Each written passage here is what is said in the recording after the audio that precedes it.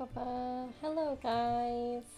Uh oh wait, yeah, it'll come on when I thingy. Okay. Anytime today, stream manager. Okay, there we go. But yeah, welcome everyone to so this is the second stream that I am doing ever since I restarted my game cycle again. Yeah, so yeah, Friday, even though it was a very short stream, I got to play Life is Strange 2. Although considering it was a short stream, that stream, I did still manage to make pretty good progress. But yeah, today will be hopefully a much more meaty stream. I can definitely go for longer today. Ow. But yeah, just gonna have a drink because my voice is a little worn out.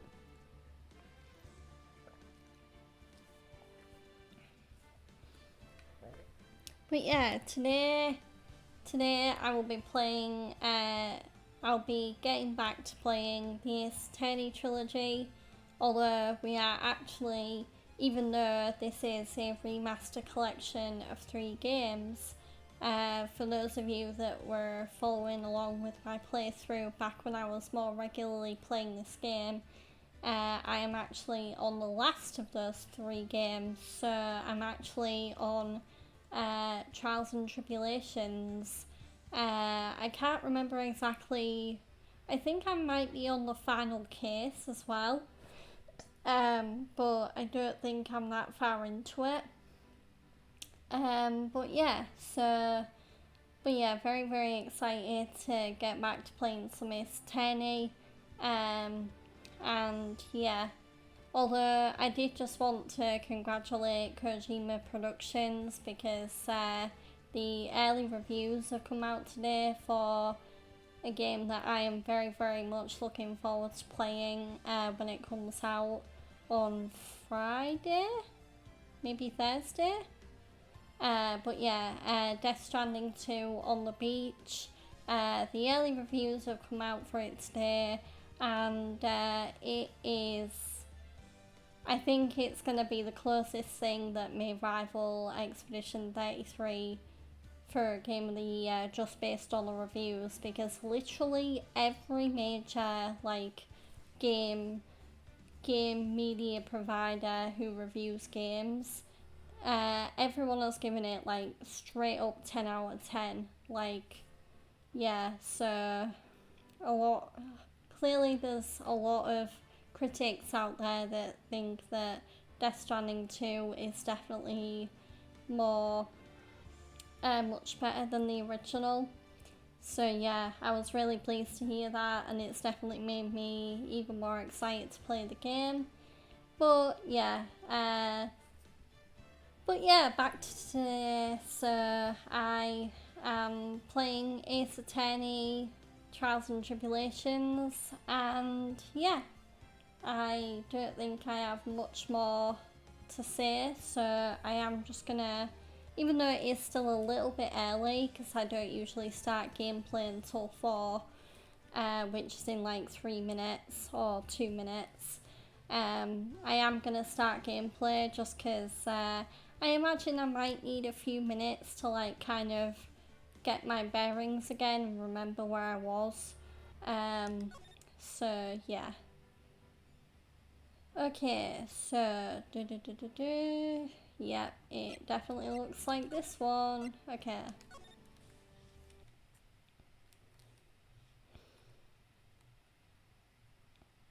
Really? Okay, I just clearly I just got fed up with reading the last time I played this game because yeah, I just stopped it middle of a scene. Oh, maybe not.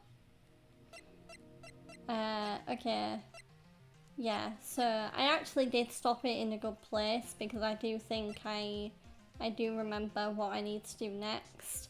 But I'm just gonna go over the court record, seeing as it has been a while since I last played this game, because for anyone who's not been familiar with my schedule lately, I'm just recently getting back into my 5-game cycle, having took a little bit of a break from it to play nothing but the amazing 10-based JRPG that is Expedition 33 on stream. But I have beaten that now, and yeah, I'm now back to playing my original 5-game cycle. So, but yeah, so in terms of evidence, we have the must-have of any attorney's court record, the attorney's badge. We've got a Magatama, which we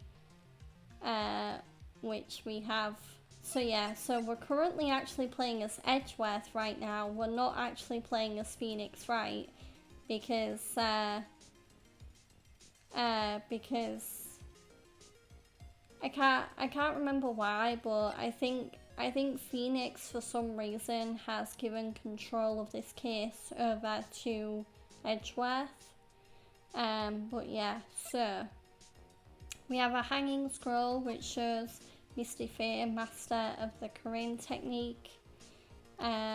We've got Iris's hood, so Iris is the black-haired girl that we're currently sat across from in the detention centre.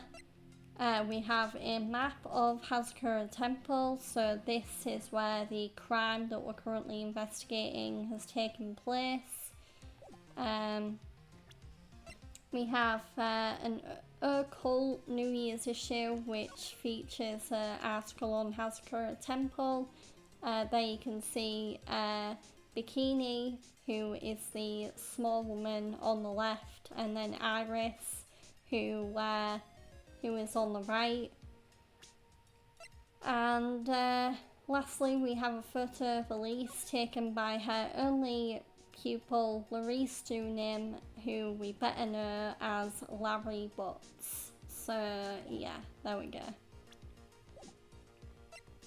So yeah, we've definitely, so we do have a psych-lock thing to solve later, but we can't, I don't think we can do that right now. So I'm gonna go to the suspension bridge.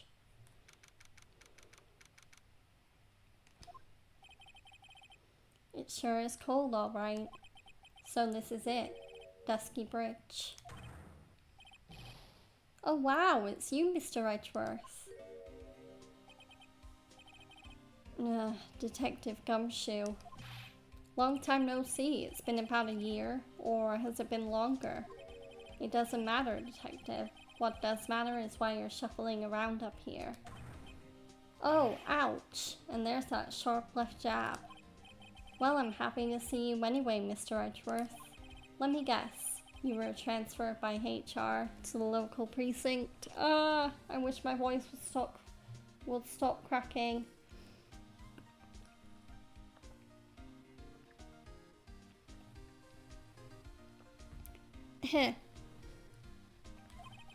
A wise decision. The vast amount of nothing up here should be quite easy to guard. I heard you were back in the country and arranged to come all the way out here. Everybody was real nice. They even let me take charge of the investigation, sir. Gumshoe indeed. Like gum on your shoe, he's impossible to get rid of. Aw, don't be mean, Edgeworth. I'm supposed to report on the details of the crime scene, sir. Anyway, here I am, Detective Dick Gumshoe, reporting for duty. Yeah, I don't know how many people know this, but Dick Gumshoe's name, Sir Capcom, who made this game, yeah, you probably wouldn't think this is a Capcom game because you might be more used to seeing Capcom games made using the RE engine nowadays. But yeah, but anyway, so Capcom like to name the Phoenix. Don't mind me, I'm just like tripping all over my tongue over here. But yeah, Capcom like to name the characters in Phoenix Wright after like puns. So Dick Gumshoe, so I believe Well, Dick is, I think that's a reference to how people with the name Richard are called Dick. And then Gumshoe is just another word for cop. So, yeah, that's kind of the pun. There might be another funny wordplay for Gumshoe's first name, but yeah, I mean, that's what I've kind of gleaned so far anyway. Great, thank you, Detective. I thought Prosecutor Godot was gonna get here before me. That guy's a real mystery, I tell ya. Prosecutor Godot. Okay, let's talk to Gumshoe. What happened? I just got back into the country, so I don't really know much about the case. It's simple. Well, simple is as simple does, as they say. Oh, you've got no idea how much I miss that biting sarcasm of yours, sir. But seriously, this one's a piece of cake. There's a witness that saw the whole thing. A witness? Yeah, that bikini lady. Bikini lady? Here, on this freezing cold mountain? Well, you should talk to her yourself if you want the details, sir. I may have to talk to this bikini lady. I mean, decisive witness myself. Okay, now let's ask about Dusky Bridge. So, this is the bridge that Wright fell through? Yep, I can't imagine being that reckless myself. Look before you cross, is how it goes, right? Or was that leap? And, is there something on the other side? Yeah, some old building they call the Inner Temple, but we can't get over there without a bridge, sir. What? Nobody lives there, so it's usually not a problem, but someone was at the Inner Temple doing some training and now they're stuck there. Yes, I heard that from Wright. It's Maya Fey. Oh no, her again? Anyway, the air's really turbulent right now, so we can't do an aerial extraction. No one's gonna be able to reach the Inner Temple until tomorrow, sir. We should be alright in this cold. So, how did this bridge burn down anyway? We're almost 100% sure it was lightning. Lightning? Okay, let's ask about Godot before we ask about the lightning. So, who is this Prosecutor Godot? I've never heard of him. Yeah, he's a new guy. Showed up after you left the country. He's a complete rookie, but nobody can say a bad word about the guy. What kind of a man is he? He just became a prosecutor recently, but he's good, sir. Real good. If he's so good, how is it I've never heard of him? Is he the lead prosecutor on the case? You bet he is. After all, you know who is right in the middle of it. You know who? Phoenix Wright, of course. For some reason, Godot has really got it in for Mr. Wright. Oh? Yeah, he seems to have some kind of a grudge. And what would be the cause of this grudge? I don't know. Maybe he made fun of his mask or something. None of this is making any sense. I better look into this Godot myself. And now let's ask about the lightning that caused the bridge to set on fire. You're telling me the bridge caught on fire due to a fluke bolt of lightning? Yep, last night it snowed for the first time in 3 days. It's a little unusual for lightning to occur during a snowfall like that. But according to the weather data, lightning definitely struck. Ooh, we got some weather data, that's nice. A regional weather report for the night of the crime. I see. This is a very detailed weather report. Is there anything we can glean from it? Oh, here we go. Snow with occasional lightning strikes. Snow 7 to approximately 10:50. Lightning 10 to approximately 11. Lightning struck Dusky Bridge at 10:45. Around 30 minutes passed between the fire starting and going out. Okay. Almost too detailed. It even has the exact time that the lightning struck the bridge. Oh, we got that information from the witness's testimony. Someone actually saw the lightning hit the bridge. Who was this witness? Sorry, I'll go ask one of the local cops later, sir. Okay, can we present any evidence to Gumshoe?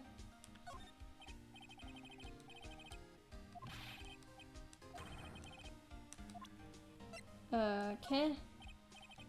Nothing yet. I'm just going through the evidence. No, it's not looking like he's got anything more to say. Oh, there we go. There's a lot we don't know about this victim. We don't know her real name, her background. We don't know anything really. That's rather odd. If she was trying to hide her identity, why would she become an author? I'll bet it was just one of those things, you know. She probably never expected to get so popular.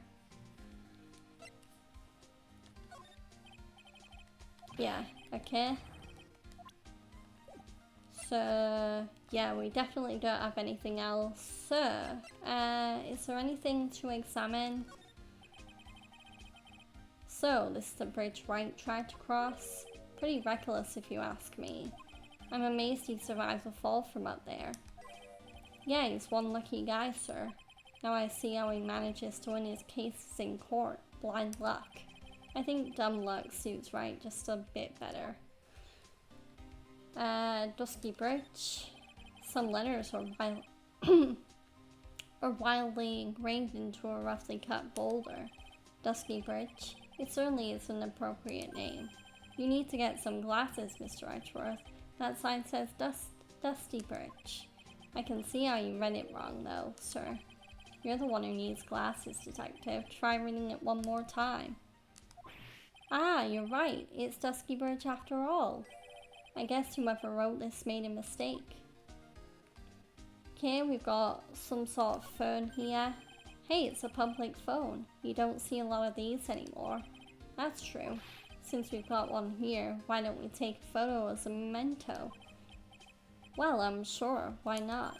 Oh, darn it. I don't have a camera with me. I'm gonna go buy a disposable camera. I'll be right back, sir. What's so special about public phones, and why is he so fascinated by them?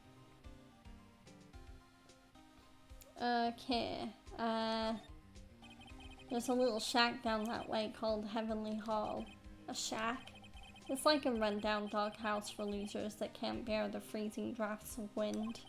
Kinda reminds me of my apartment, sir. The name Heavenly Hall makes it sound like a palace. Giving a hovel a great name is a crime itself. I call it false advertising. By the way, the name of my apartment complex is Compton Castles. Straight out of Compton. Okay, Gumshoe. That's not such a great name if you ask me. Well, it's not such a great apartment either, sir. Okay, I don't think... Oh no.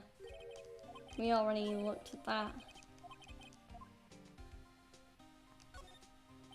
It looks like a pretty good distance to that far cliff. Yeah, it's gotta be around 100 yards or so. Detective, that's not even close to 100 yards. Well, I gotta admit I'm not very good at judging distances. It's about 20 yards or so, and impossible to cross without a bridge, it seems. Okay,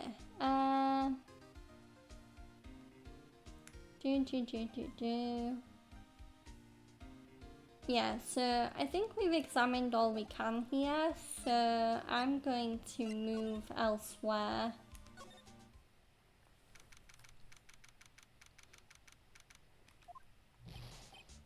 Yo, Edgy, what took you so long? Oh, hi, Larry.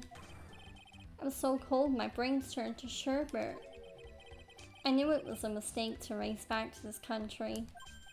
Well, what do you mean? Ryan is going to be fine, and the case itself isn't anything unusual. And I find myself taking a request to defend a woman accused of murder. Hey, wait a sec. Hold it. Objection. Now Gumshoe thinks he's the attorney. What's going on here, Mr. Edgeworth? It's hard to explain, but one thing led to another, and... What kind of lame excuse is that? And you call yourself a defense attorney?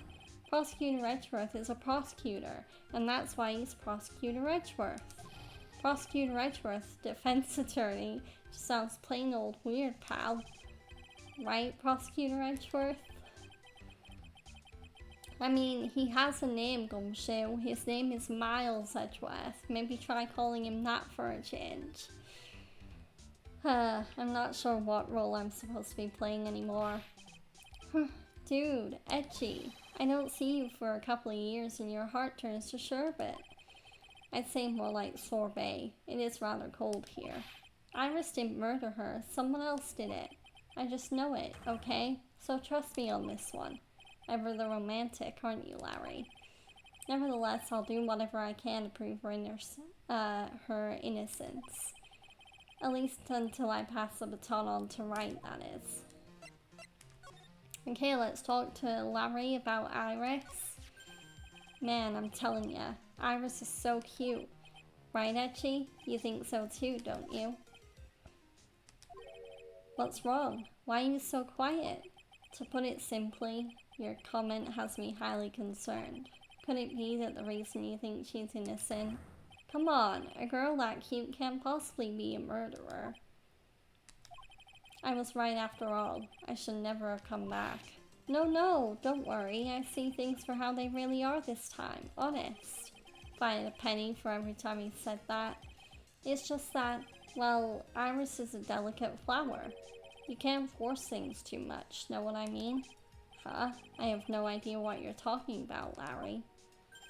Oh, forget it. I didn't say anything. Okay, Larry, whatever you say. Okay, now let's ask him about the night of the crime. Larry, where were you and what were you doing on the night of the crime?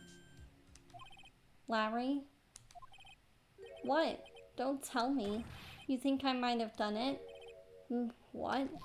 Get lost. Go back on your charter jet and get out of my sight, you creep. And I hope you... Wow. And I hope your plane crashes and you die. Damn, Larry. I'll ask just one more time. On the night of the murder, where were you and what were you doing? Not Cyclops. Come on. As I suspected, Psycholox. I think he means Cyclops, Edgeworth. I'm sorry, man. You know me, I just don't remember. My short-time memory is a wreck, dude. I swear I can't talk when I read too fast. Anyway, I don't think so there was 3 Cyclops, so I don't think there is anything. I don't think there's anything that incriminates Larry right now in our evidence. So yeah, I'll just try presenting things to Larry, just in case we get any more information.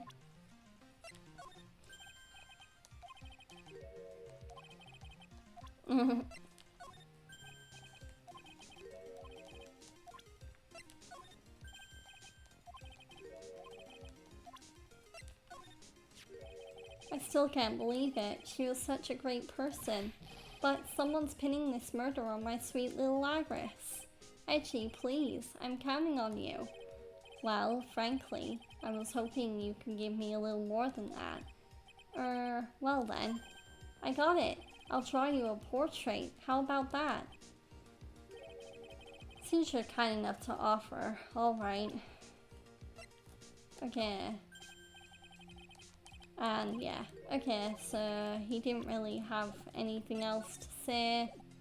So I'm just gonna move on into the main hall.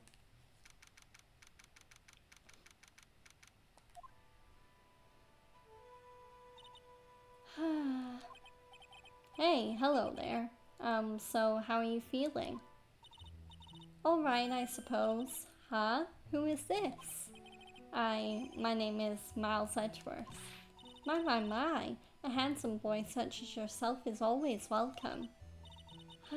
If circumstances weren't so tragic, I might just... Please don't call me boy. I'm sorry to trouble you. but I'm looking for a woman in a bikini.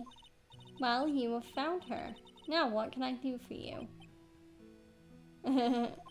I'm sorry, but I don't see any bikinis. Haha, if you ask nicely, I might give you a peek, big boy. Oh, wow. Mr. Edgeworth? This is the head nun, Sister Bikini. She's the witness. Why didn't you tell me that earlier? This is exactly why your salary keeps on getting cut. My stomach is already growling in protest. So, what's the latest about my beloved Iris? Well, first, I want to hear what you know. Okay, let's interrogate Bikini on the night of the crime. First, I'd like to ask you about last night. Well, last night, we had an acolyte here for training. After dinner, the two of us went to the training hall in the inner temple. She must be talking about Maya. Approximately what time was that? I suppose it was about 9 o'clock when we left here. Training lasts all night long. It's extremely exhausting. The channeling dojo's head nun must be in attendance at all times to keep watch. Wow, you're right. That does sound exhausting. Detective, this is no time for flattery. Sorry. Sometime around 11, you witnessed the incident in the courtyard. But your duty was in the inner temple. Why did you come back here? The way you're staring at me, I'm starting to get goosebumps. Ha ha ha ha ha. Nah, I'm starting to get goosebumps myself, but for a decidedly different reason. Ho ho, you get the chills pretty easy, don't you, Mr. Edgeworth? Okay, now let's ask her about what you saw. Alright then, I'd like you to tell me exactly what you saw in the courtyard. It must have been past 11. Ah, no, I can't say it. It's too much for my poor heart. Hey, calm down, lady. Let go of my tie. I saw two people. One of them was lying on the ground. The other one was stabbing her from the back with a sword. Did you see this criminal with your own eyes? I didn't want to believe what I was seeing, but it was Iris. Oh no. You must have been quite shocked. Of course she was. Try putting yourself in her shoes. It'd be like if you were, if you were stabbing Mr. Right smack in the middle of a courtroom. And I happened to witness it from the witness stand. Oh my god. She was so dramatic. I'd be pretty shocked too. I know it sounds insane, but that's what I saw. And when I finally realized what I was seeing, I screamed and then I passed out. Unfortunately for us, her testimony seemed to be pretty solid. However, the idea of Iris doing such a foul act seems unnatural. Unnatural? The girl I know simply isn't capable of this sort of foulness. I wonder what she means by that. Okay, let's ask about why she came back. As the head nun, it's your duty to stay with the acolyte at all times, correct? Yes, that's correct. I know I may look strong, but the truth is, I've got a bad lower back. A bad lower back? Yeah, it's especially bad in the winter. So bad that I can't even lift a bucket. Do you remember how cold it was last night? My bad back felt as stiff as frozen glass. I just wanted to take a nice hot bath to ease my aching back. That's why I returned to the main hall. So you left the disciple all alone? Don't be ridiculous. I would never do that. That's why I ordered Iris to the inner temple after she had rung the bell for lights out.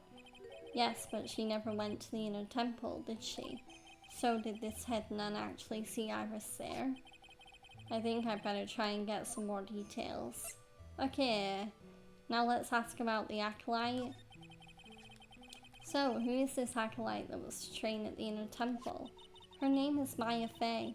I treated her very badly, I'm ashamed to say, and after she went through the trouble of signing up for the special course. Special course? It's a training session where you sit on a block of spirit ice and chant 30,000 times. You don't mean to tell me she's still doing that over at the inner temple, do you? No, of course not. You don't have to worry about that one little bit. Last night, we still hadn't started the training session itself. Well, that's good to hear. Oh, dear, dear. There's one thing I forgot to tell you.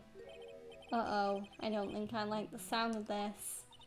Do you know that small girl? I believe she is Mystic Maya's little sister. Maya has a little sister? Oh, you mean Little Pearl. That's Maya Faye's cousin. Little Pearl? I thought she was going to visit Mystic Elise after we finished with dinner cleanup, but I haven't seen her at all since late last night. Oh no, Pels is missing? She's nowhere to be found. You mean she was with the victim? It's all the fault of my stupid, creaky old back. A little girl who was with the victim on the night of the murder is gone. As they say, the plot thickens. Yes, they do indeed say that, Gumshoe, and you are very much right. Okay, let's present some things, starting with the hanging scroll. Well, look what you found. That's the master of the Korean channeling technique, Mystic Misty Faye. Faye.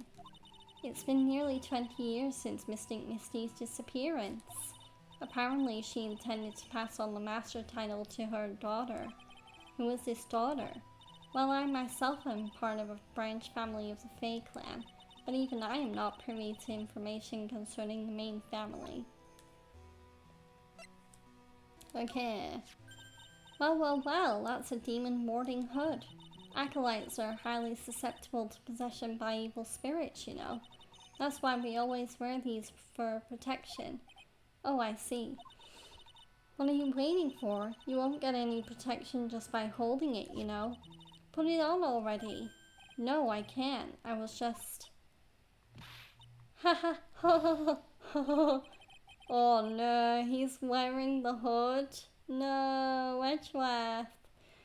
It's like it was made just for you, Mr. Edgeworth. What do you mean by that, detective? It looks absolutely marvelous. You just got to keep it on for a while. Is it some sort of divine retribution?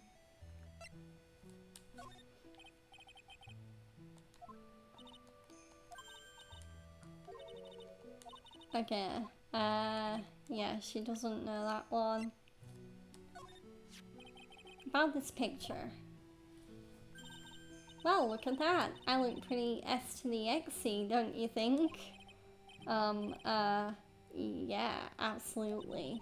Up until recently, we've avoided exposure in such magazines. But this time we had our reasons.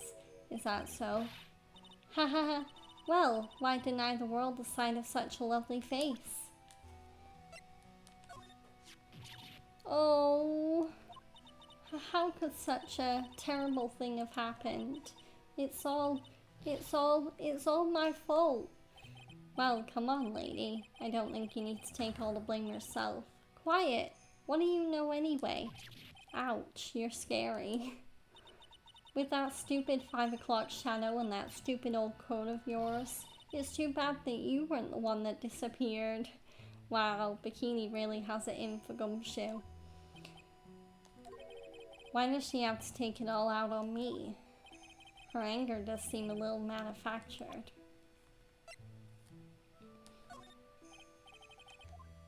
And yeah, she's got nothing on that, that's fine.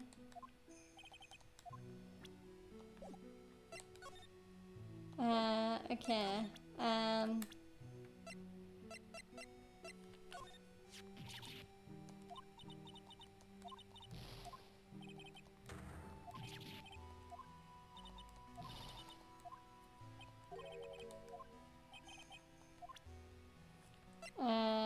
okay, Iris. You said you went with Maya to the training hall in the inner temple last night. Did you happen to see Iris while you were there? Of course I saw her. I told her to meet us after ringing the 10 o'clock bell for lights out. So you're saying Iris came to the inner temple then? Of course she did. Iris has always been a good, obedient girl. After that, I had Iris help Mystic Maya begin her training. But that doesn't fit with Iris' story at all. She said that she never went to the inner temple. Oh, we might have a contradiction. As they say, the plot thickens. Okay, so, I don't think I have anything else to ask about. She's a very important visitor, you know. An honored acolyte. Honored? How so? The Fae name is synonymous with the Korean channeling technique. Therefore, she must be a spirit medium of great power indeed. Now that you mention it, 1 year ago, there was a case that was about the master of the Korean channeling technique. Detective. I detest talk of supernatural drivel. I suppose now you'll say she has midi-chlorians. Ho ho. So it gives you the creeps, huh, Mr. Edgeworth? That's got nothing to do with it. Oh, this poor girl. Where could she have gone? Well, we checked out her home and she's not there. And she's nowhere in the vicinity of the temple either. Which means there's only a few other possibilities as to where she could be. Ah, do you think maybe she fell off the bridge and was carried downstream? Why do you have to be such a pessimist, detective? Gosh, look on the bright side. No, I was just trying to think like you, Mr. Edgeworth. Ironic, I became a pessimist only after I had the pleasure of working with you. Okay, let's move into the courtyard, where the crime scene is. And this is where the murder took place, sir. Other than removing the body, we left everything else untouched. Thanks, detective. I'll just have a look around. It looks like the police are still investigating. Oh yeah, by the way, I thought I'd better ask just to be sure. Are you really going to defend that nun, Iris, at the trial tomorrow? Yes, I will. I gave her my word and now I must follow through with my commitment. Well, in that case, I've gotta be careful. Gotta make sure I don't leak the prosecution's whole investigation. Don't worry about it, detective. Just keep your mouth closed and I think most of it will flow out on its own. You got it, sir. I'll make sure it flows out like water from a tap. Yes, you do that, detective. Just how much has your runny spout leaked over the years? Yeah, Gumshoe is not very good at keeping secrets. Okay, the victim. The victim is the famous picture book author Miss Elise Nim. Her entire past up until she won that writing award last year is a total mystery.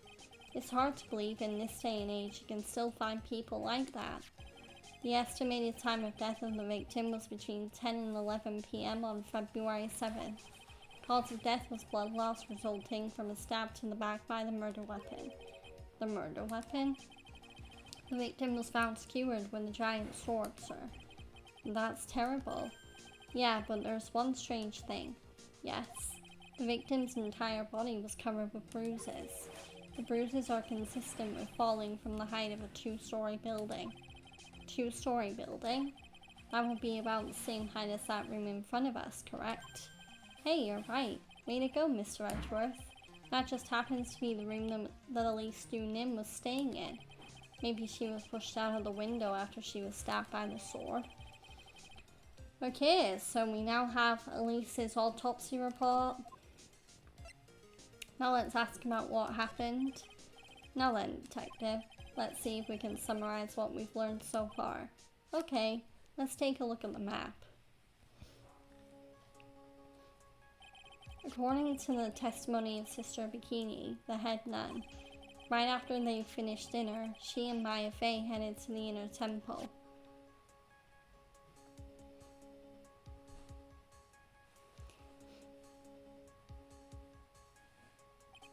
At 10 p.m., after ringing the bell for lights out, Iris went to the inner temple.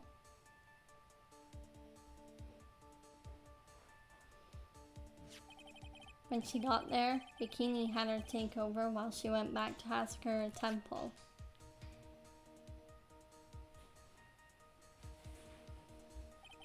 after taking a hot bath to soothe her back.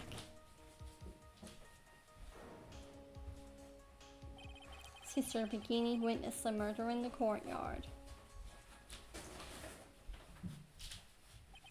If you want more details, you should just ask Bikini yourself in the main hall. The Inner Temple, huh? I'd like some more information about that place. Okay. Take a sip of my drink.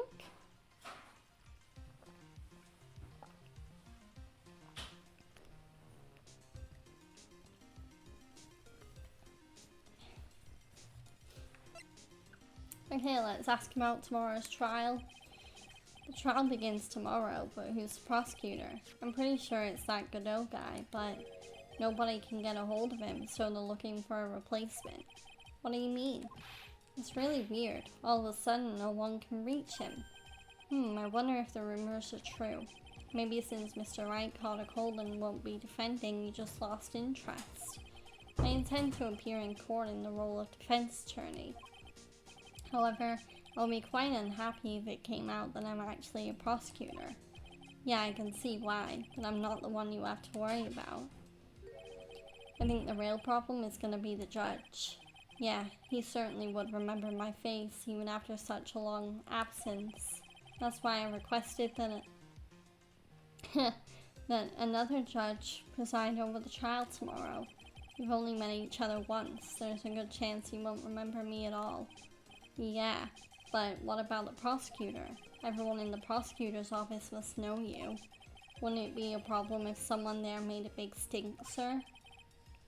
There's no need to worry. I pulled a few strings and arranged for a prosecutor of my own choosing. Wow, Mr. Edgeworth. I had no idea you had such a powerful string to pull. Okay, now let's ask about the Inner Temple.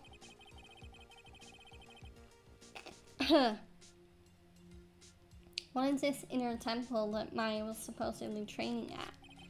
According to Bikini, it's an old building they use for training the acolytes. It's on the other side of Dusky Bridge. The bridge that burned down, huh? Is there anything else on the other side of the bridge besides the Inner Temple? Nope, not a thing. Nothing? The other side is surrounded by cliffs on all sides. In a way, it's kind of like a little island out there. So the only thing there is the Inner Temple. I hear it's not the kind of place a person could survive in. Please be alright, Maya. Okay, so now let's, I'm gonna examine around. So let's start with the murder weapon.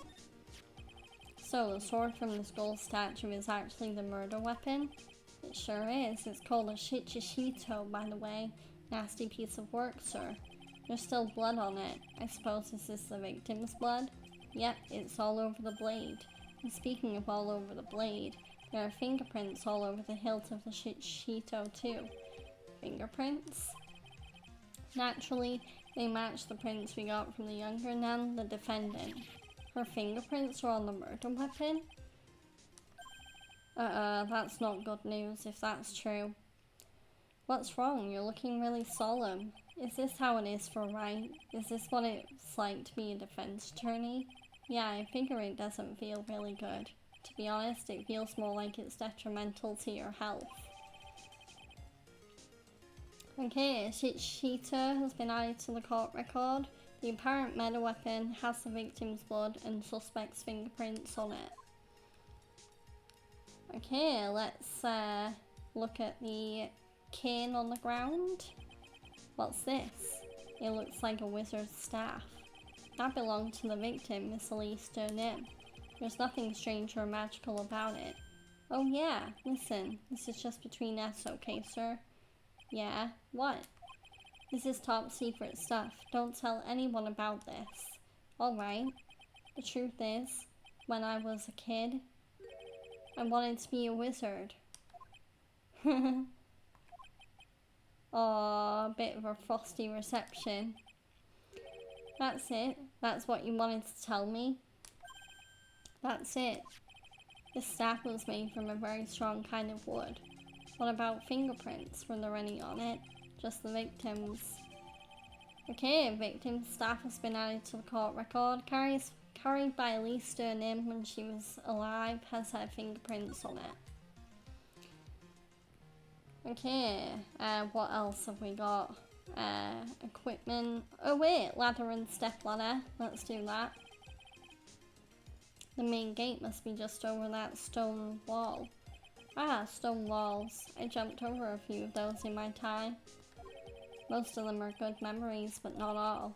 Detective, perhaps someone should introduce you to the concept of paucity of words. Oh, okay, never mind, that wasn't a lot of conversation. Let's look at the sled. Ah, I just love skiing. Really? You don't seem like the type.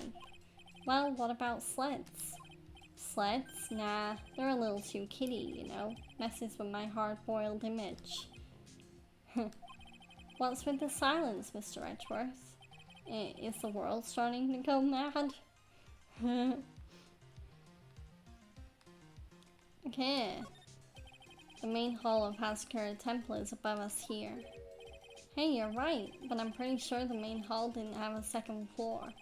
Haskura Temple was built on a steep part of the mountain. The front and back of the main hall are on different levels. Oh, that makes sense. But wouldn't it be easier just to build the place slanted, sir? I fail to see how I consider that to be an even remotely good idea. Well, yeah, because everything would just topple over. Okay, let's look at the...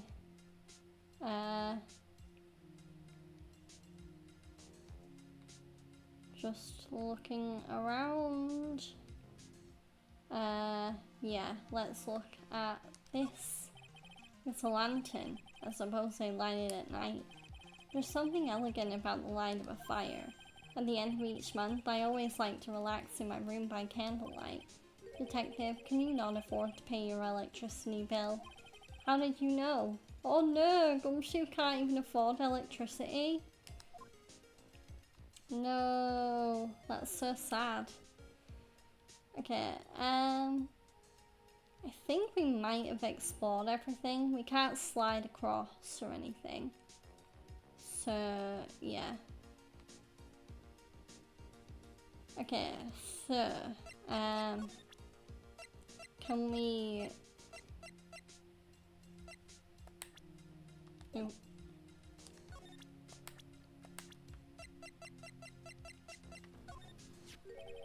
This sword represents the multiple branches that life can take, all ending as one. I've never heard that one. You know what I think about sometimes? What kind of life would I have had if I hadn't joined the homicide division? So you think about that kind of thing too, huh? Of course I do. I think about it a lot. Me as a traffic cop, me as a detention officer, me as the Blue Badger. I guess he doesn't have any plans to leave the force. Oh, so I think I might have already told you about this, but the truth is, when I was a little kid, you wanted to become a wizard, right? Hey, that's amazing! How did you know that? So, what do you think? I'd make a really great one, don't you think? We just had this conversation a little while ago, Detective.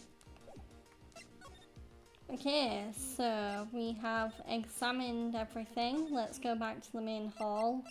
So, can we present any of this evidence to Bikini? Yeah, so nothing there. Yeah, okay, so we might have exhausted all our options as Bikini. Yeah.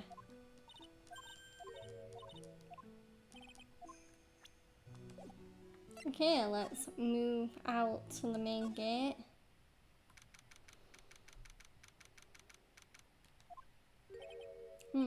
I don't see Larry anywhere. Maybe we scared the poor kid away. His heart was shut tight with a number of psycho locks. I guess I'll have to look for him now. What a thorn in my side. Okay, I suppose this type of thing is necessary up here in the mountains. Say, this just gave me a great idea. Something tells me he's going to tell me what's on his mind whether I like it or not. I've got an idea for a brand new invention. It might even make me rich. An invention? Yeah, a car that can travel on snow. I'll call it a snow car. So, what do you think, sir? Would you go for a ride on something like that? Only after you take the first 1,000 test drives. Okay, so let's move to the suspension bridge. Okay. Now let's move to detention center.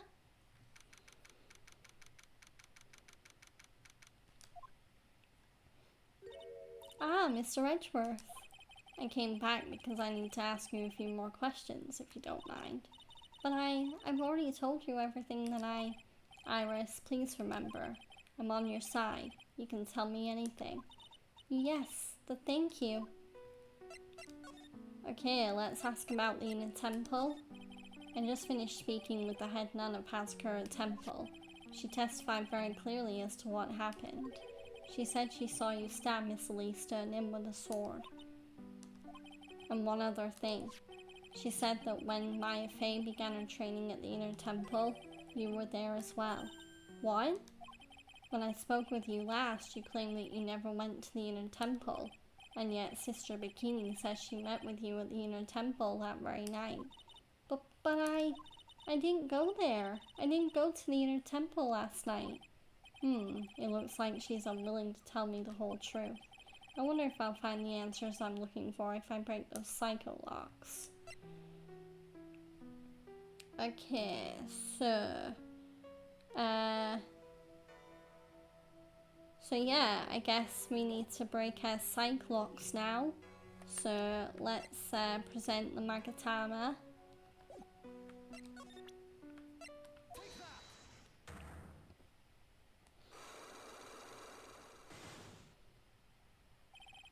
I was frightened.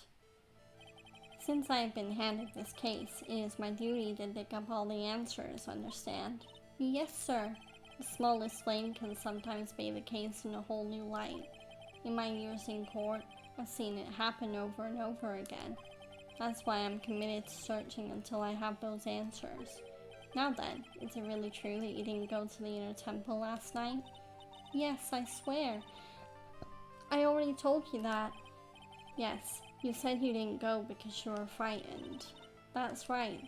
If that's the case, then the obvious question is, what were you so afraid of? Iris, I wonder, is this what frightened you so much you couldn't even leave your own room? I think she's scared of lightning. Where is it?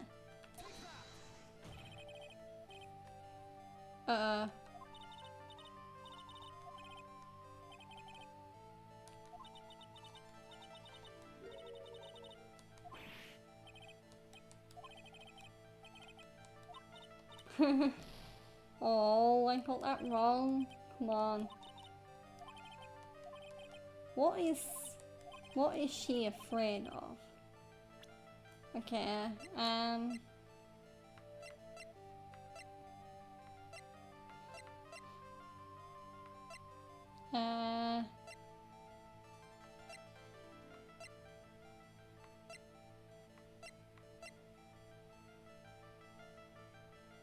the hood?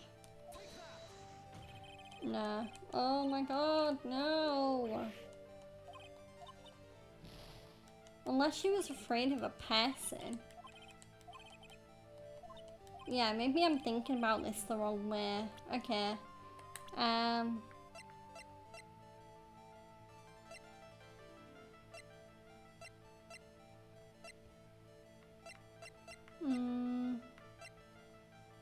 Was she afraid of Elise? No. Oh my god. Okay.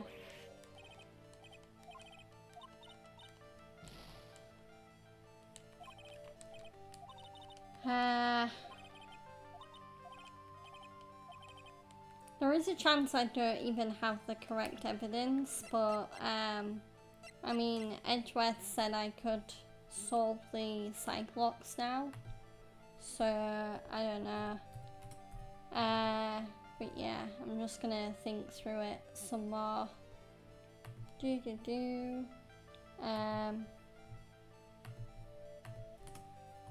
Because I'm trying to think of what Iris would be afraid of. So,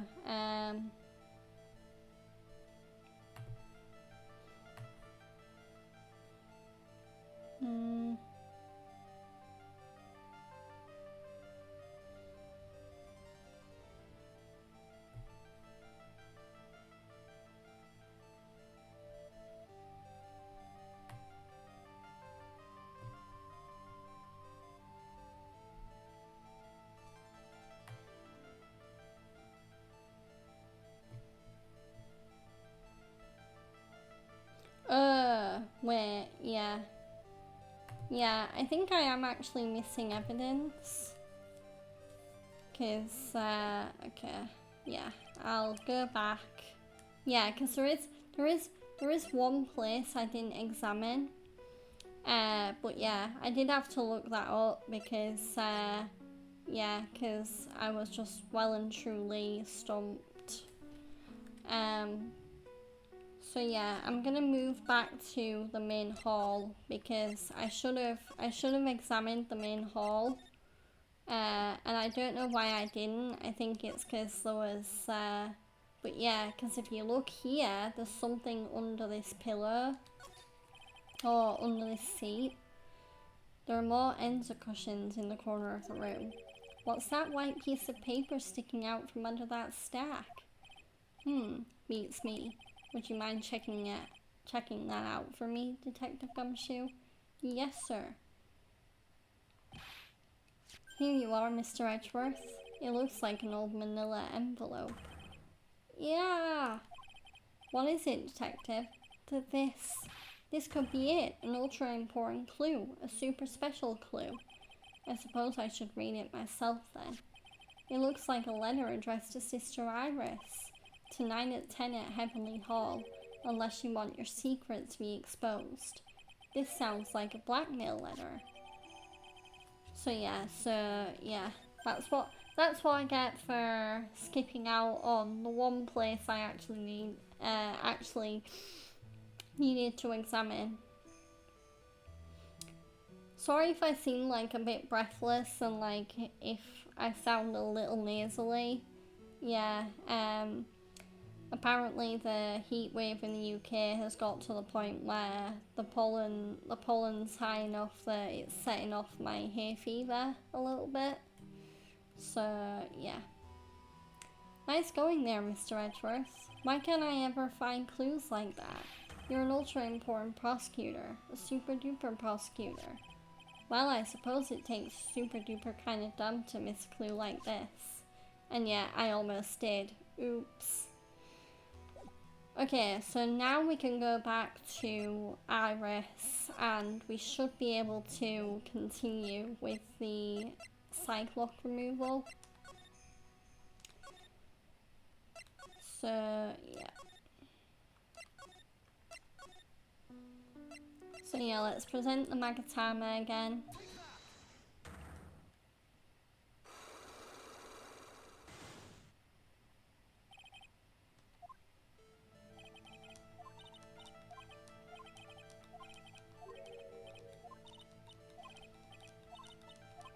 So yeah, okay, so yeah, there is a chance that Iris actually knew about her blackmail letter. I found this in the main hall. It is addressed to you. Ah, that's... Well, Iris. Why are you glaring at me like that? You were scared of the blackmailer who wrote this to you, isn't that correct? Ah! Was it the evidence or the power of my glare that broke that lock? Oh well, I don't suppose it matters either way. But Mr. Edgeworth? Yes. I thought that letter was just someone playing a prank on me. A prank? Well, yeah. After all, even if I did have a secret, there's no one to tell it to that would cause me any grief. I wonder about that. Sister Bikini is like a mother to me. I would never hide anything from her. No, you may not have anything to hide under normal circumstances. However, last night was different. Unfortunately, I don't know the exact nature of your secret yet. However, whatever it is, there is one person you didn't want your secret told to. I think it's Mr. Wright. Or Phoenix Wright. Phoenix Wright. Ah, you mean something to Wright, it seems. And I can tell he holds a special place in your heart as well. That's why you didn't want him, of all people, to know your deep, dark secret. Well, what do you have to say? I should have expected as much, especially from a friend of his. But yeah, so I had to get a little bit of help there, but we did do it. We broke the Cyclops. So yeah, let's get more info. After dinner, this letter was waiting for me in my room. As I said, I was frightened by it. What is this heavenly hall the letter mentions? It's a small mountain shack at the base of Dusky Bridge. A small shack, huh? It's more like a broken down shack that no one would ever want to go near. Where is it on this map? It's around here. To get there, you must follow a small path down from Dusky Bridge. The reality is, to get to the inner temple, I had no choice but to cross that bridge. But the thought that such a terrible criminal could be lurking at Heavenly Hall... I was so scared by the whole affair that I didn't even want to think about it. So, this is a secret that you locked away in your heart. Yes, it looks as though I may have to visit this Heavenly Hall now.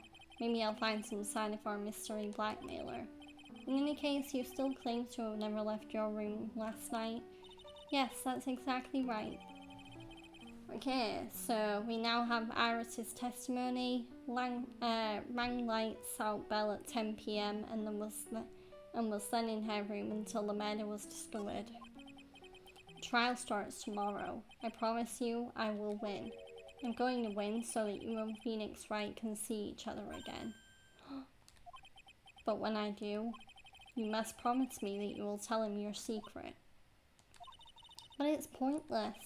Why would you say that? Because I may know who Phoenix Wright is, but he has no idea who I am. Okay, so let's go to the suspension bridge, and now we're gonna explore Heavenly Hall.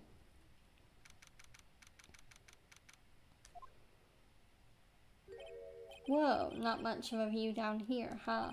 It's still better than the view from my apartment, though. Tusk, someone's here. Hide yourself, detective. Oh, why? Why does this always happen? Oh, Larry's here. Whenever I find a girl I like, they always run away. I even chased one of them to Japan. Next it's going to be prison, I guess. I'll steal that detective's wallet. That'll get me locked up for sure. Nah, I can't do that to someone who looks like he's down on his luck. He's just talking to himself. Shh, be quiet and listen. I knew it. I shouldn't have done that. I blew it again. Done that? What did you do, I wonder?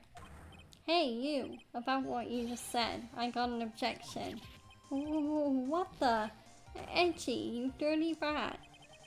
Gumshoe, you oaf. I'm sorry, sir. Before I knew it, I was shouting out objection. And in a loud, commanding voice, too. I even pointed with my pointer finger. You've watched too many trials. I'm sorry. Okay, Larry, the jig is up. What have you got to say for yourself? Okay, ask about Heavenly Hall. What is this little shack anyway? Well, I just discovered it myself yesterday. And why were you down here in the first place? Come on, I'm an artist. I was looking for a good place to sketch. This is a great little place. It's artistic. It's quiet, it's cold, it's got no power, and it looks like it's about to collapse. Sounds a lot like my apartment there, pal. One thing's for sure, no one is likely to show up and disturb you here. So can I get you something to drink? Some hot water maybe? He's getting all buddy-buddy on us, sir. Okay, let's ask about Iris. Listen to me, Edgy. You've gotta do this. You've gotta save Iris. Why are you so sure she's innocent? Because she's cute. Watch your mouth. Anyway, I've made up my mind about it. I'm going to marry that girl. Mr. Edgeworth is pretending he didn't hear you, so I'm gonna ask for him. Have you already asked the girl to marry you? No, not yet, but I can tell how she feels by the look in her eyes. She's got this, I really want this man to carry me over the threshold look. I'm sure Nick would be surprised. He never imagined that I can marry such a beautiful girl like that. Something tells me he would be shocked indeed. That's why I didn't want her to do anything dangerous. I mean, what am I gonna do if she gets hurt? What is this guy trying to say? He lost me about a mile back. If we really want to know the answer to that, we're going to have to drag him onto the witness stand. Okay, let's ask about the night of the crime. Come to think of it, you still haven't answered my question. Where were you and what were you doing last night? Aw man, don't you have anything else to talk about? With that kind of attitude, you'll never be a ladies' man like me. Okay, chill out with those scary eyes. I got it. If you really want to know, last night, I saw something incredible. Something incredible?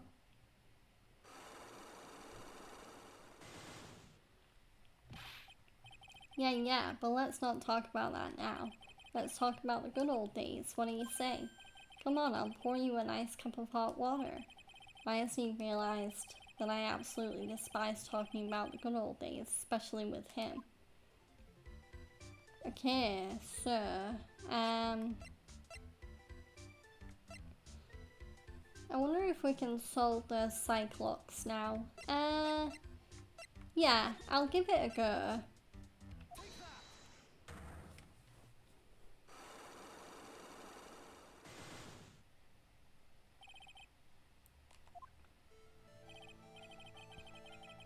Alright, now you're going to tell me what you really saw last night. Whoa, you're really upset, aren't you, Edgy? Okay, I'll talk. Huh? That was a bit too easy. Yeah, anyway, it was awesome. Never seen anything like it. At around 10 o'clock last night, it started thundering. I'd been sleeping, I'm not sure for how long. Suddenly, zing, the world in front of me went white. Like I'd just been slapped in the face by my old girlfriend, Naomi. And then, it was on fire. The bridge was on fire. Dusky Bridge caught on fire. Are you saying you saw it with your own eyes? Hey, why are you giving me the evil eye? I'm telling the truth.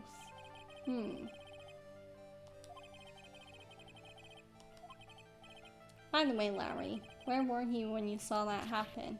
Where, you say? What do you mean? What do you mean, what do I mean? Just answer the question. I was in my own room by the main hall. Where else would I be?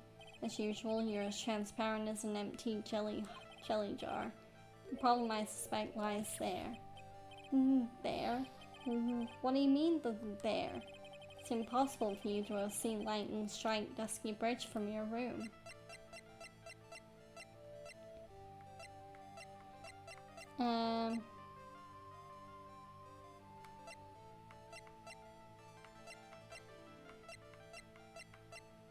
I think that's the weather report.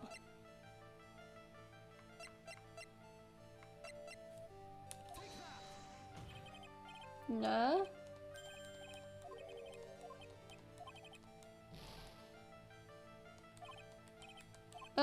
Or maybe the map?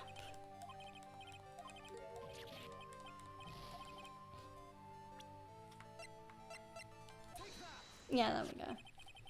This is a map of the area. Take a look around the vicinity of Hatakura Temple. What am I looking for? I think that should be fairly obvious. The main hall is surrounded by trees and it's impossible to see the bridge from here. Why? Why didn't you tell me that before? Well, how about it? How about what? Do you feel like talking now? About what? It looks like it won't be that easy after all. You leave me no choice. I'll have to move on to the next step. You weren't in your room at the temple, so then where were you? You don't know that I wasn't in my room. So where was Larry and why was he there? If I've read the situation up to this point correctly, the answer is fairly obvious. Very well then, let's test my theory. The place you witnessed lightning striking Dusky Bridge from was here. Heavenly Hall.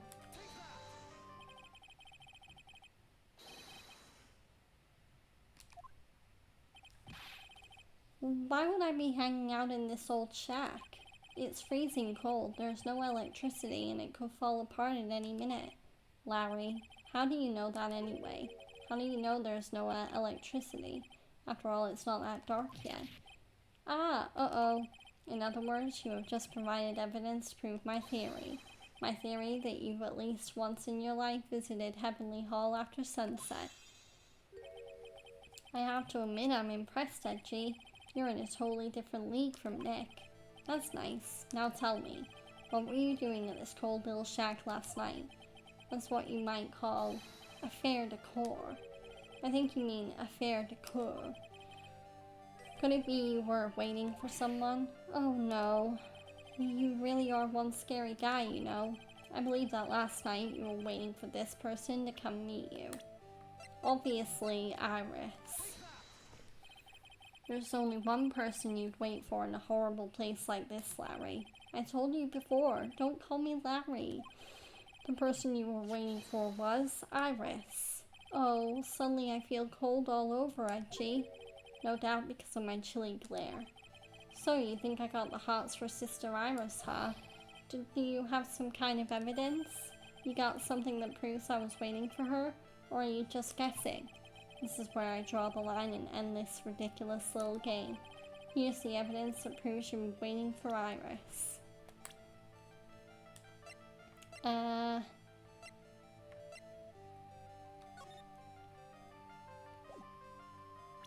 Is it the photo of Elise?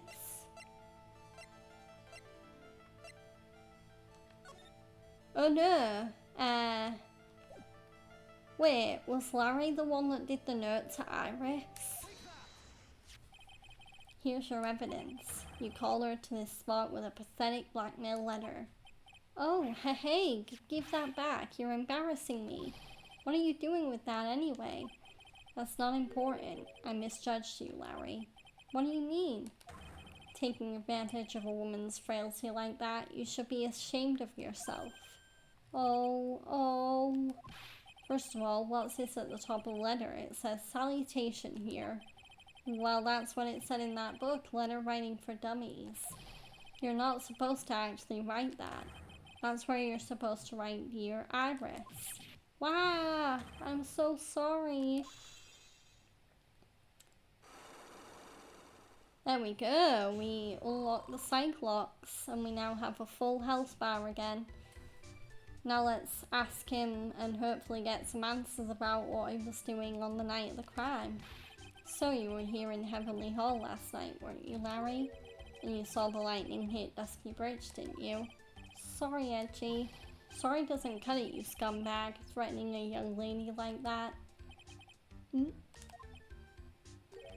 Wait, hold up. What now, pal? What are you talking about? What threatening stuff?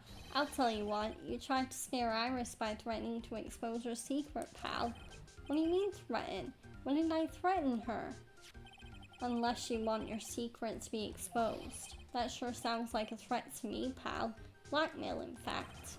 Give me a break, it's a love letter. Haven't you ever been in love? Well, what did you just say? My love for her burns so hotly it can melt all the snow on the mountain. Uh-oh. Then what is this secret you mentioned?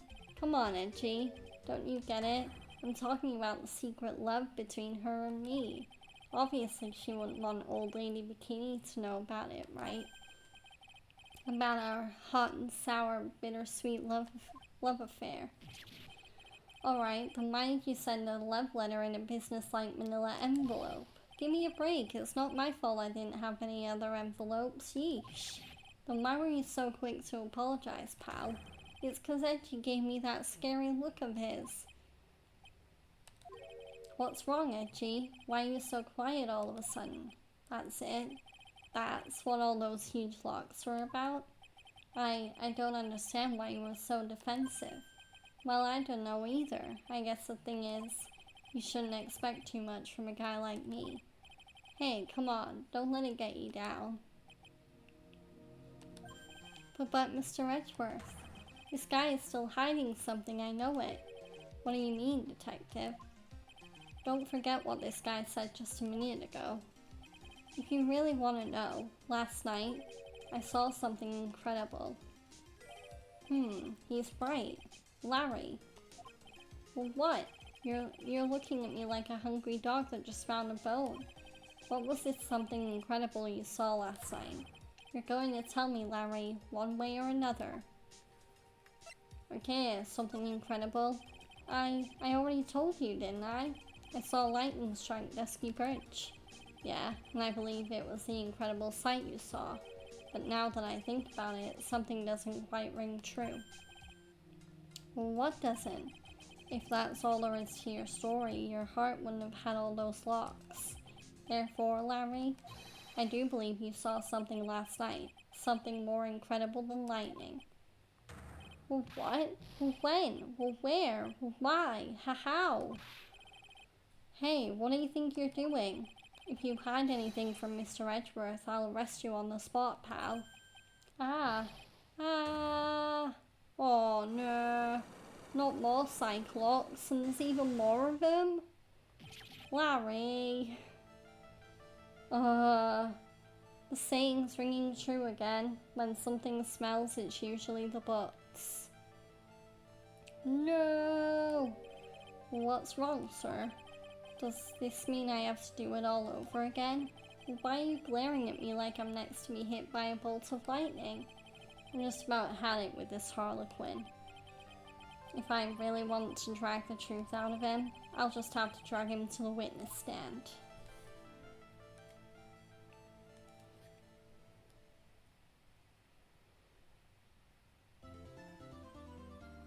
Okay, so now it is time for the first day of the trial, I think. Yep.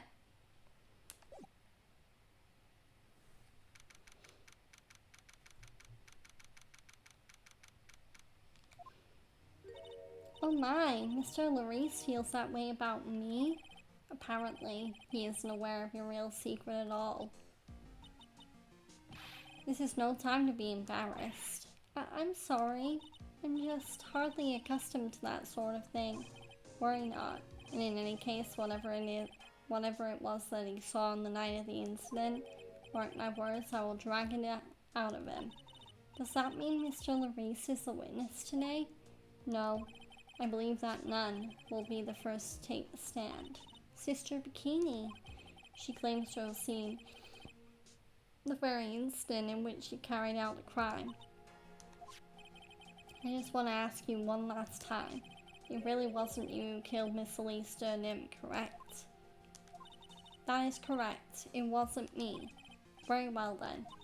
Mr. Edgeworth? Yes? You are a prosecutor, aren't you? Are you sure about this? If your true identity is revealed, don't worry. I've made the necessary arrangements. I see. Iris, it is a prosecutor's job to doubt people. But right now, I am a defense attorney. A defense attorney's job is to believe in people and to believe until the bitter end. That's what my friend told me once. Mr. Edgeworth, I simply ask that you watch and decide for yourself whether or not I am fit to do the task I have been entrusted. Very well, sir. I leave my defense in your capable hands.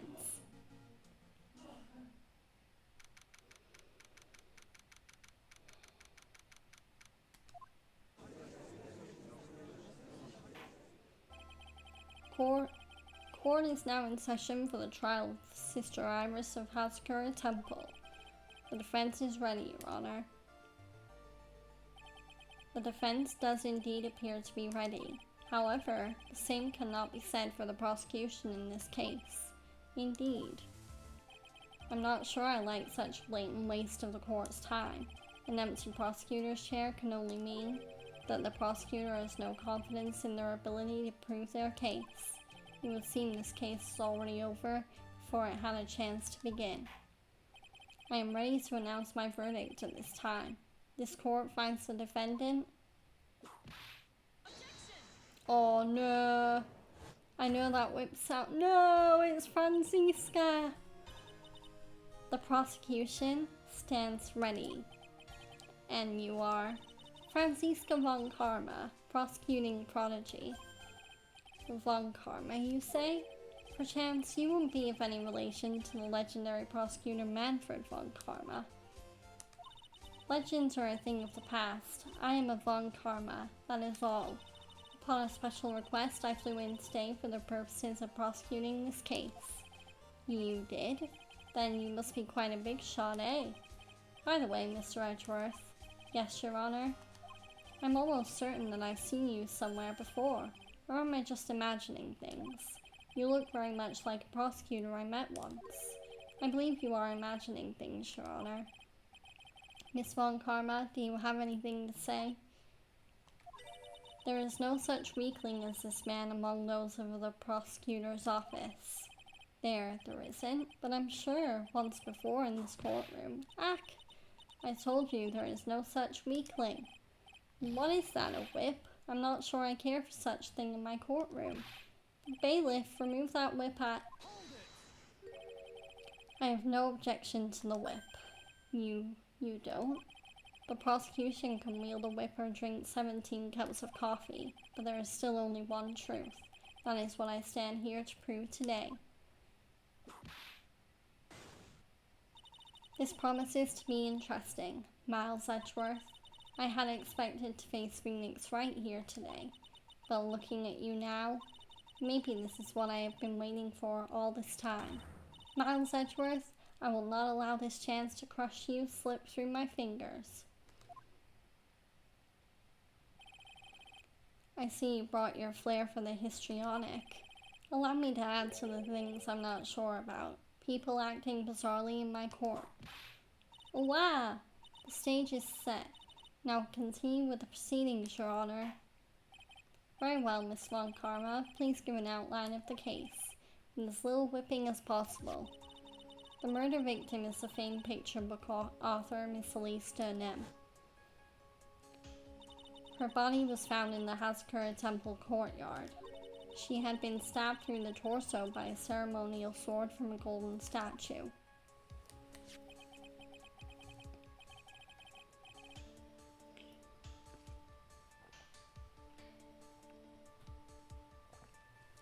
The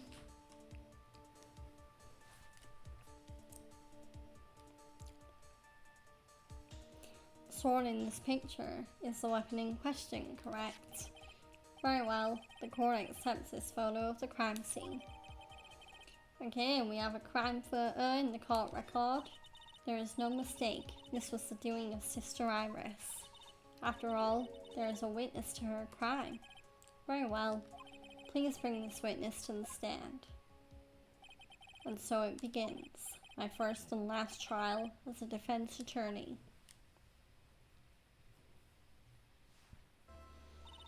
Witness, state your name and occupation, please. Hold on here. I'm not sure about being not sure if I care for this at all. Witness, please stand up nice and straight. If I recall correctly, there are a few milk crates in the defendant's lobby for a back pain plagued witness. Bailiff, fetch a crate for this poor lady, please.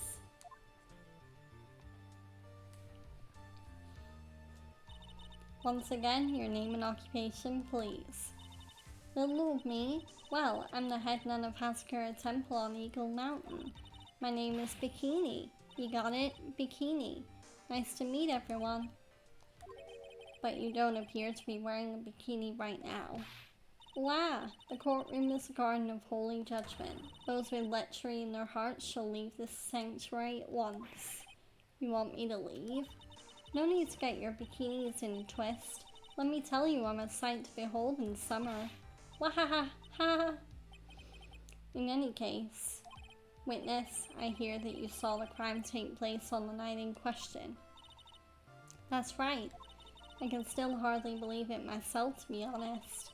There's no way dear little Iris could do anything like that. Let us hear what you have to say then. First, tell us about your own movements that night, eh? Okay, first testimony.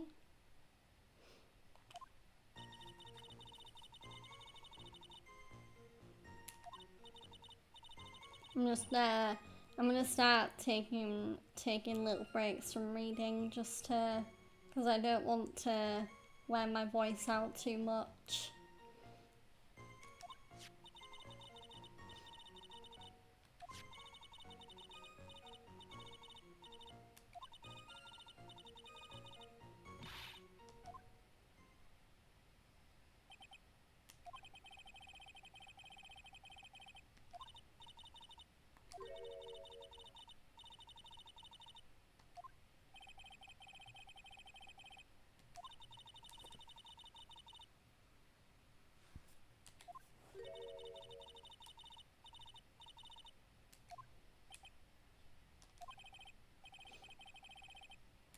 Okay, now it's time for the cross-examination.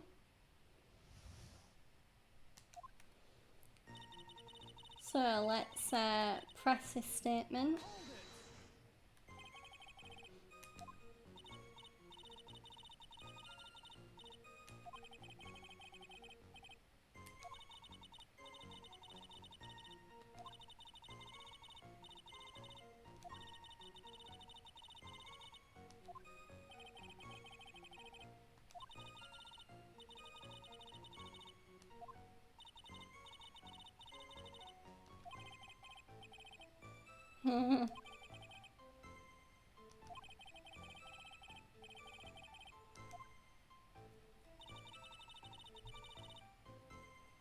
Press.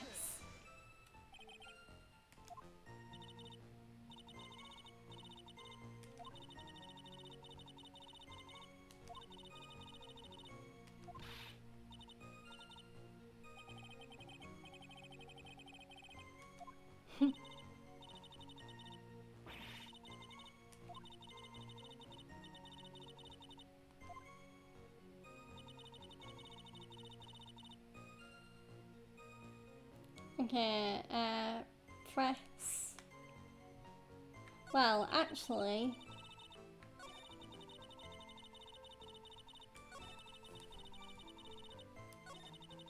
yeah, I'll press.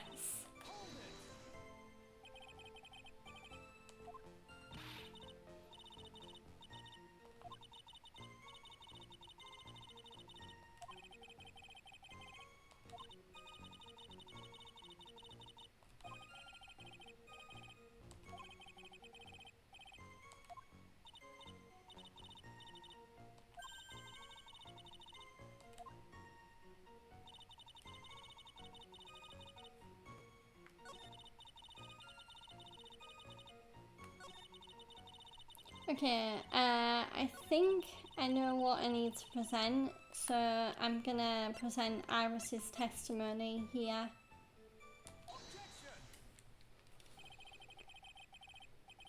Witnesses have to undergo their own trials, I'm afraid. The defendant's fate rests on their powers of observation and memory, after all. Well, don't worry. I'm more than up to the task. I'm a woman of faith, after all, the head honcho of Haskura Temple.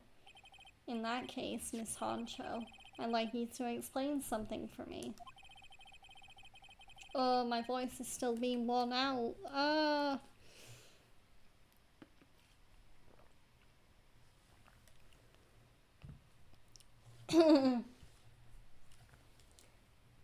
Yeah, this is the one thing with like doing voice acting for visual novel games is you really need to hydrate.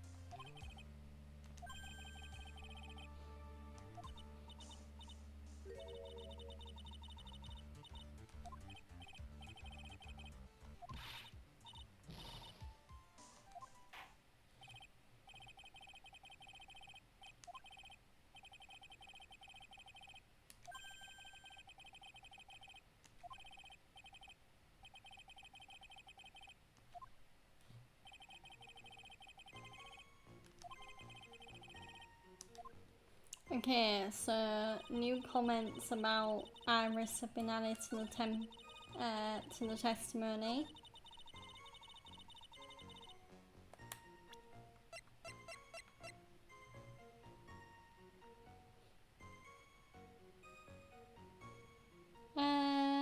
Yeah, I'm gonna present the HUD here. Yeah, because Iris gave her HUD to Phoenix before she apparently went to the inner temple.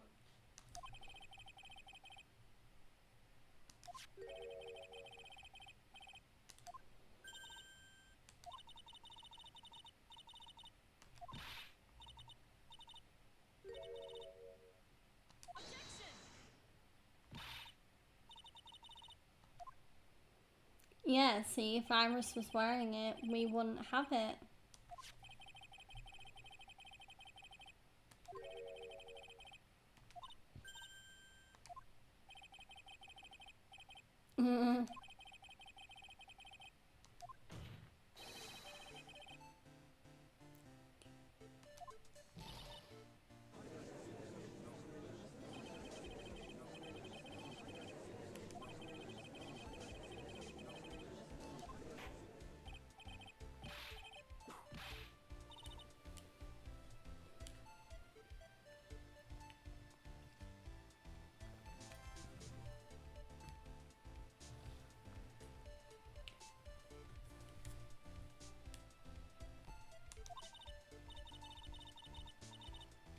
This HUD, you have spare ones around it. Yeah, my voice is just like, oh.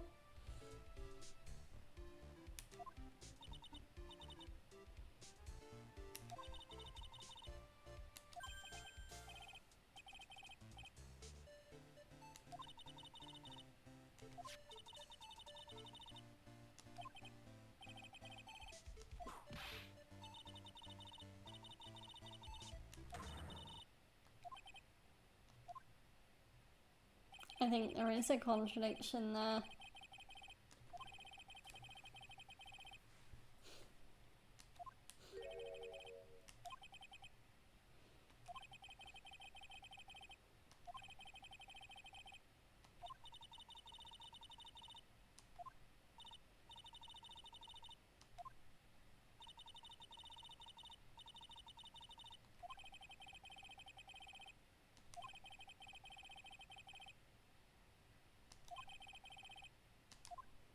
Yep, time to stimulate with some evidence.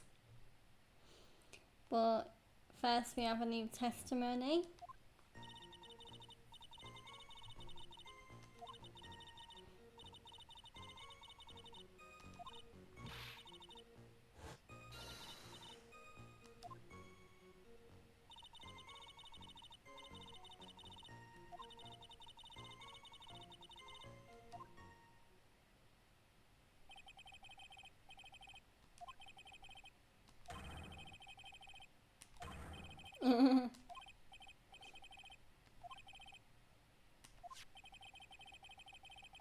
Yeah, the judge and Gumshoe would really get along.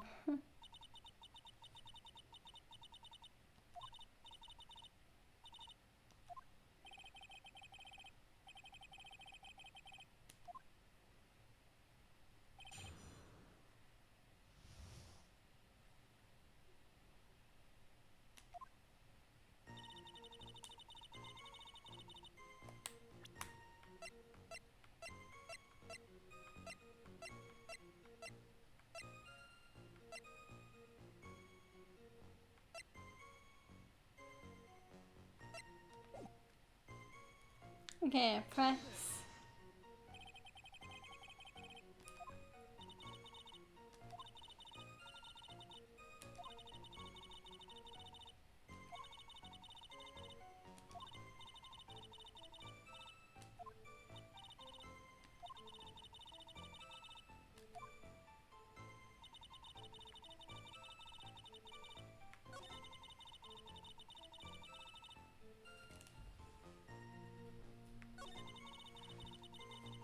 Okay, press.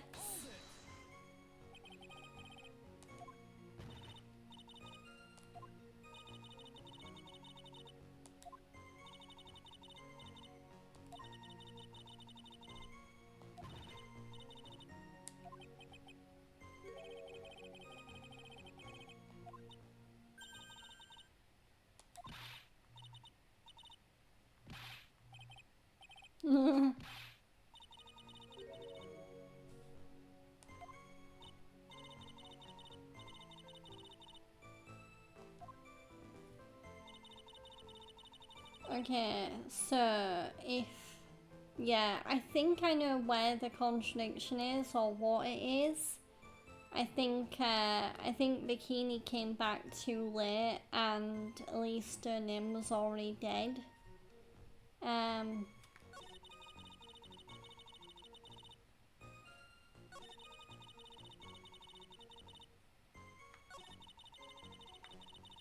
So yeah, I think I'm gonna present the autopsy report. No, never mind.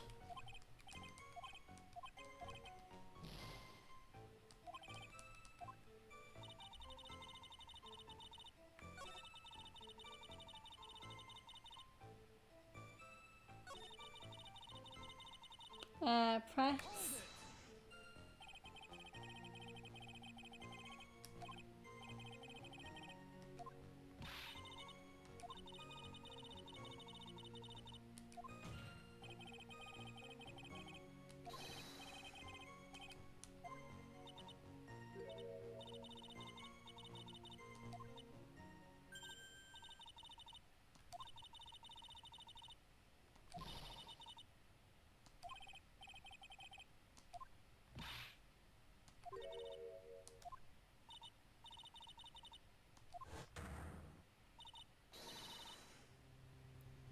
Well, yeah, because she had given it to Phoenix, right?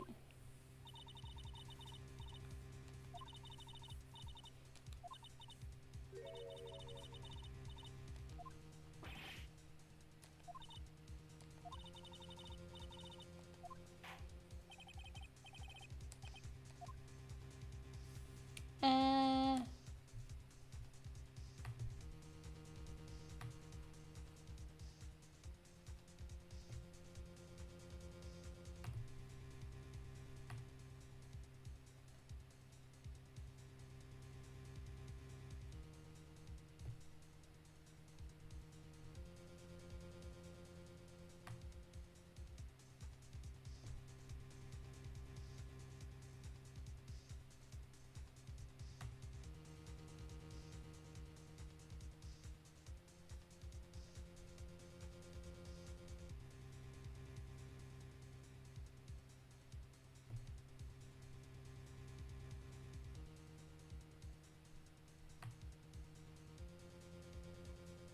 um,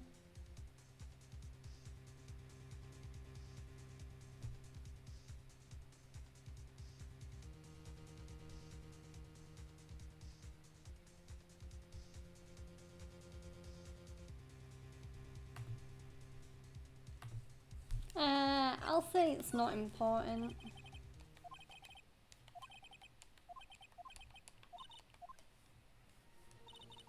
So, yeah, so I did have the right evidence, I just had the wrong statement. So, yeah, let's present the autopsy report here.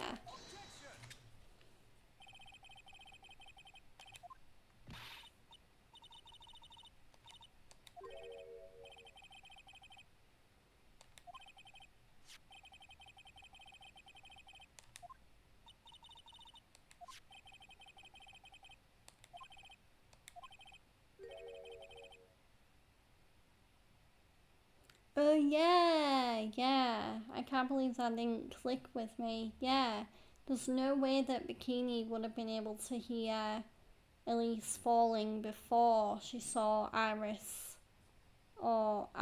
stab her. Because, yeah, she got pushed after she was already dead.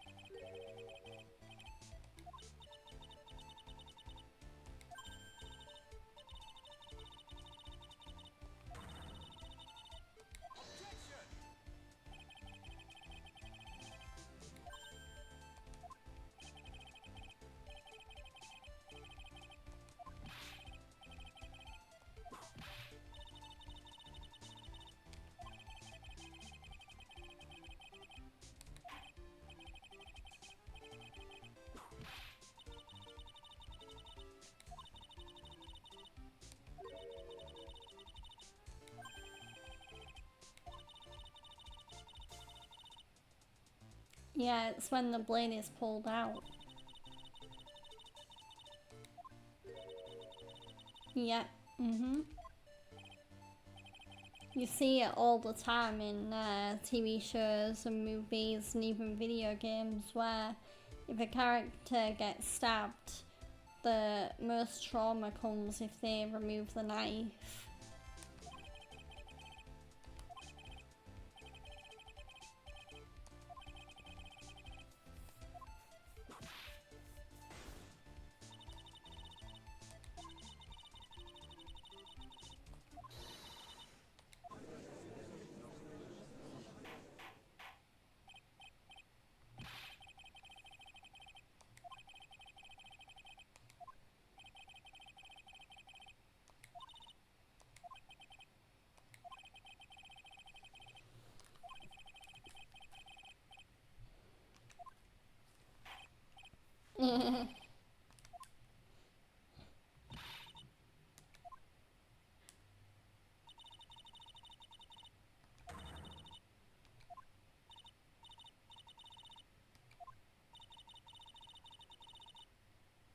Oh wow, Francisca wants to give Bikini a massage.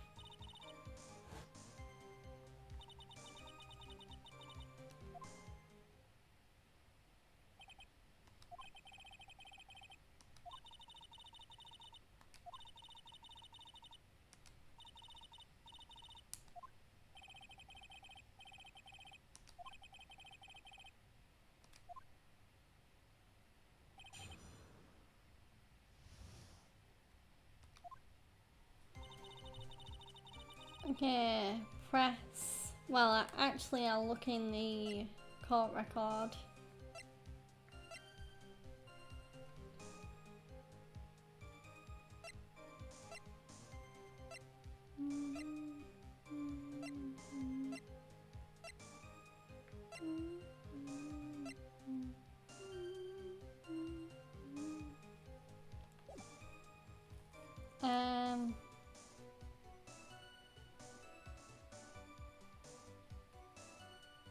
Okay, I'll press.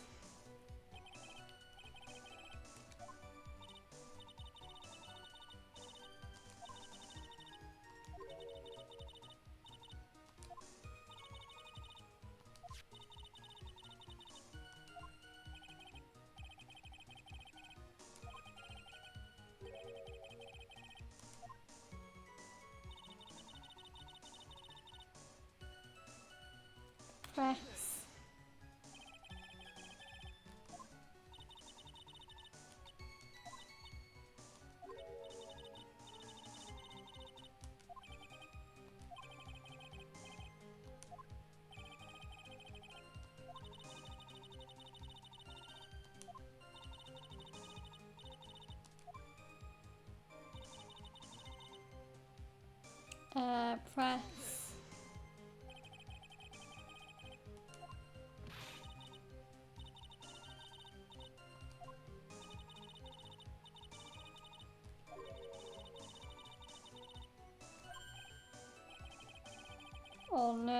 colours have blood on them.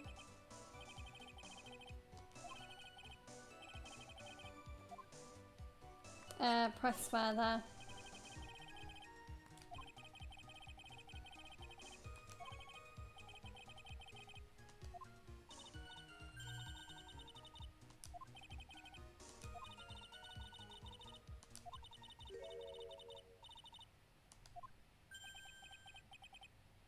So Iris pulled the sword out of Elise.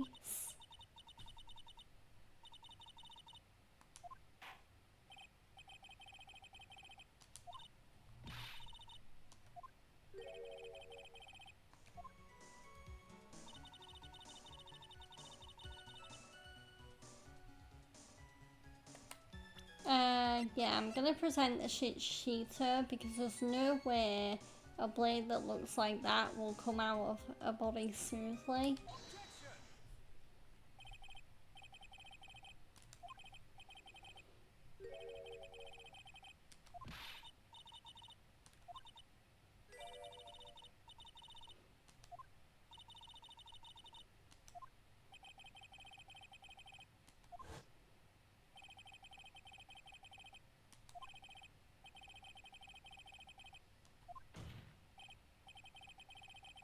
Yeah.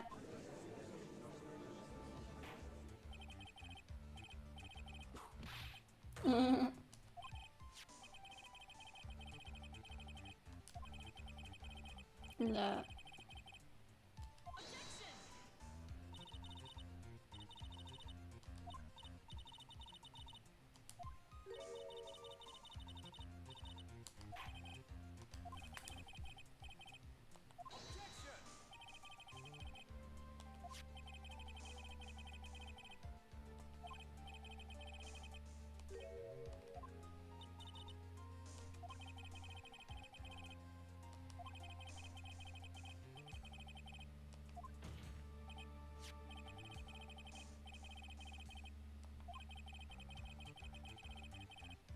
Yeah, it would. Yeah, that's another good point.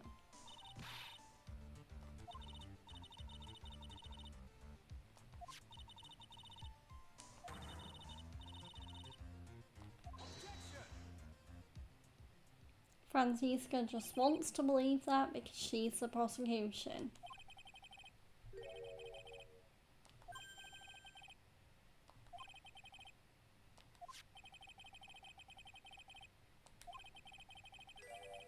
Yeah, that's... yeah. If it was stabbed in all the way, the whole sword would be covered in blood.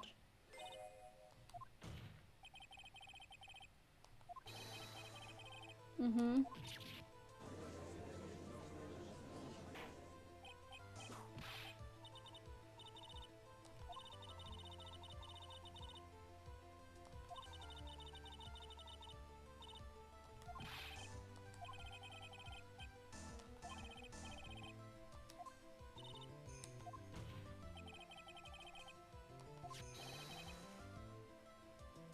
Oh wait, we're dealing with a false murder weapon?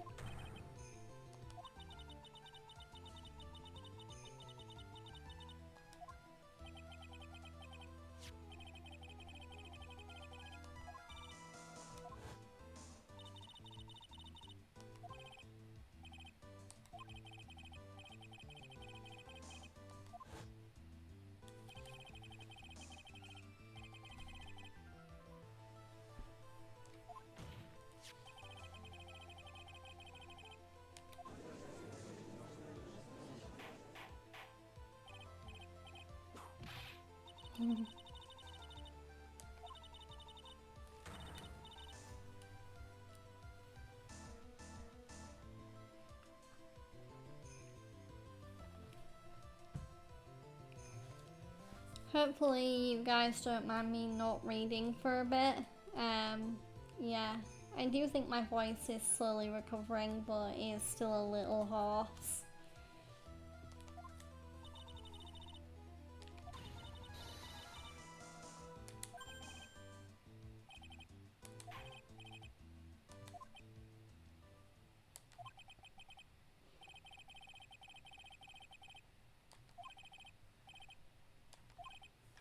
Okay, I'm gonna need to rush off for like a minute or two, but I will be right back. But yeah, see you guys soon.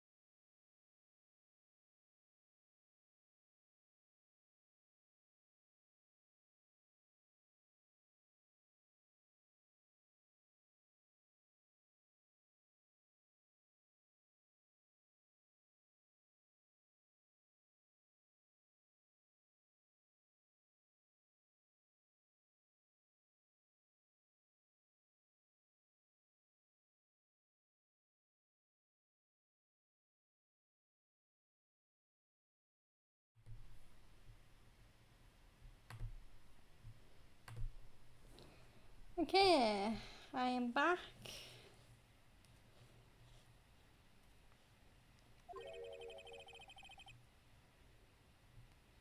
But yeah, thank you for your patience, guys, whilst I had to deal with that.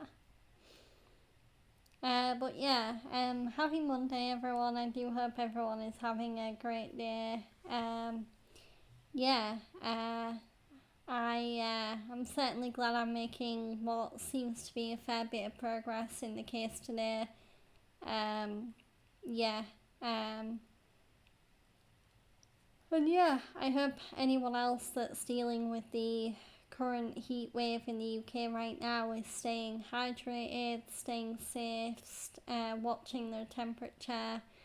Yeah, because yeah, I don't, I can't even remember the last time we had warm weather for this long. So yeah.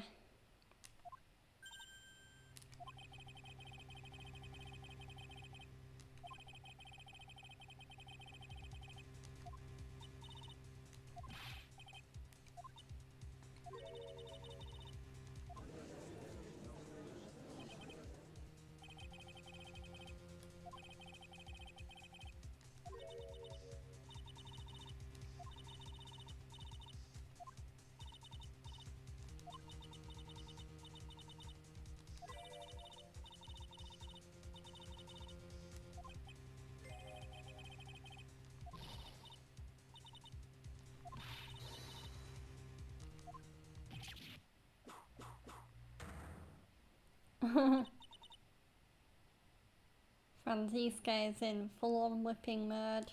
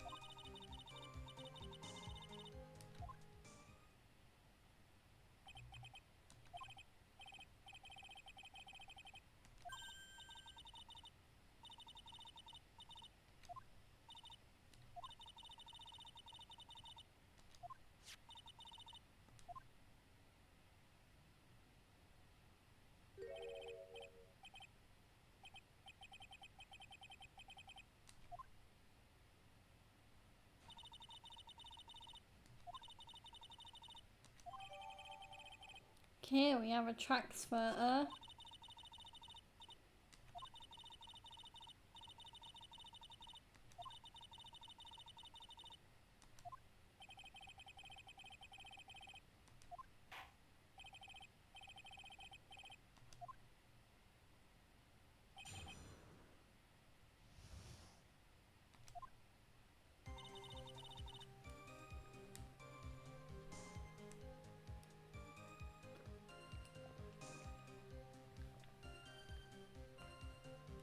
Okay, let's press.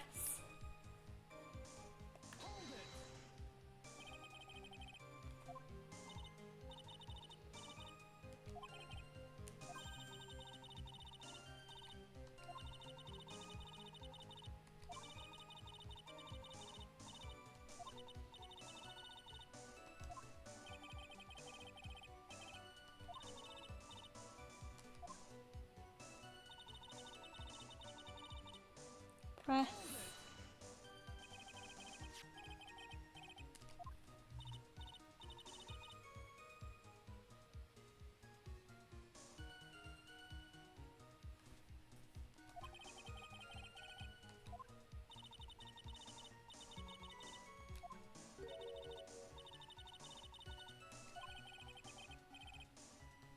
Hmm.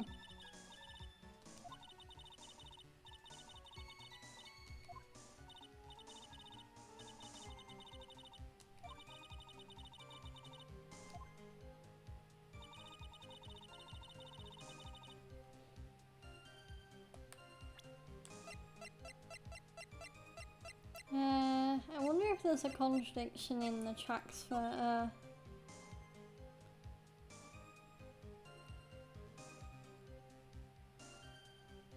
Wait, hang on.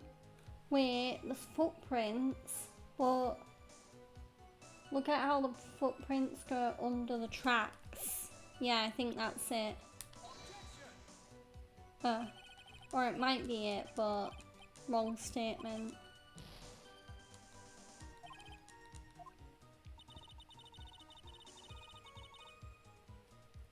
Press.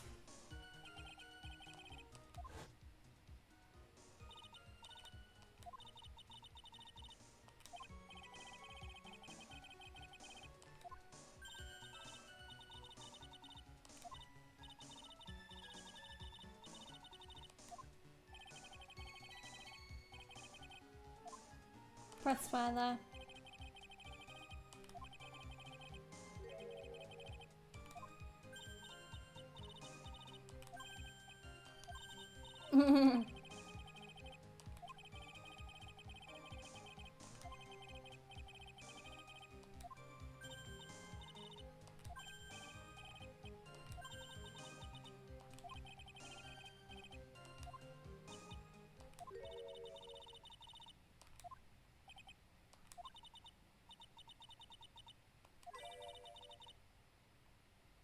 Oh, there wasn't any snow on it.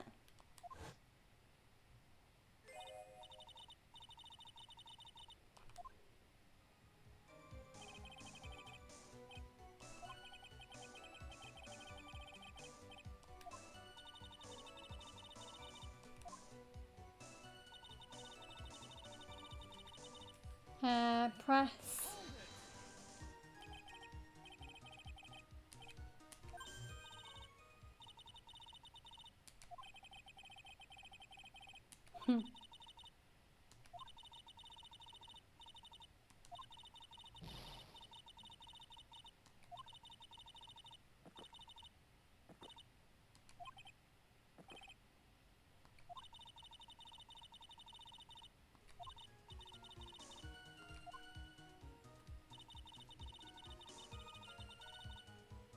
Um,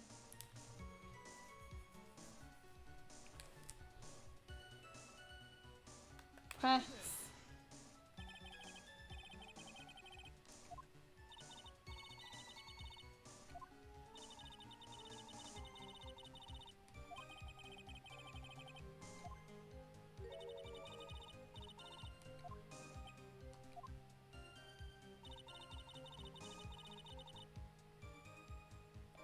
Press.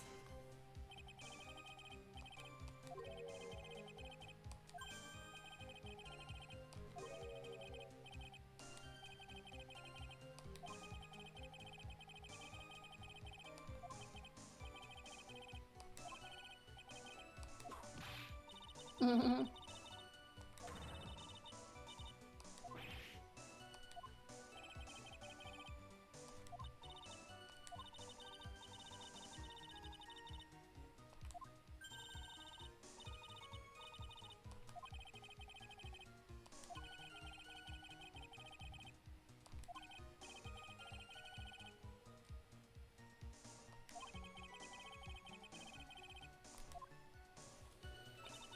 So yeah, so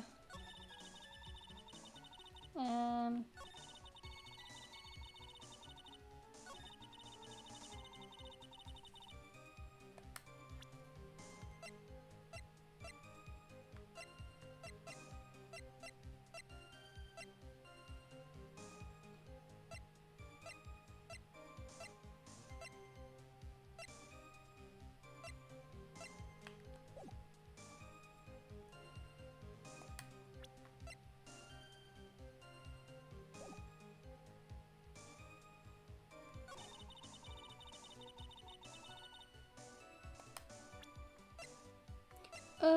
but then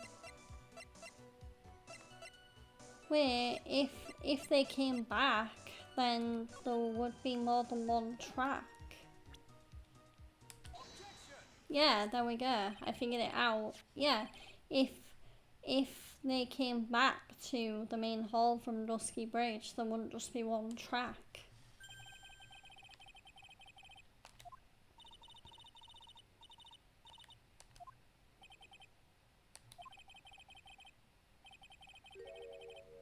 Uh-huh. Yay, I got it, and my logic was spot on.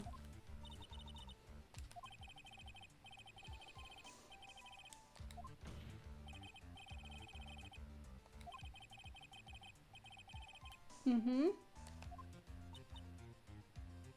Me and Edgeworth have the same brain right now.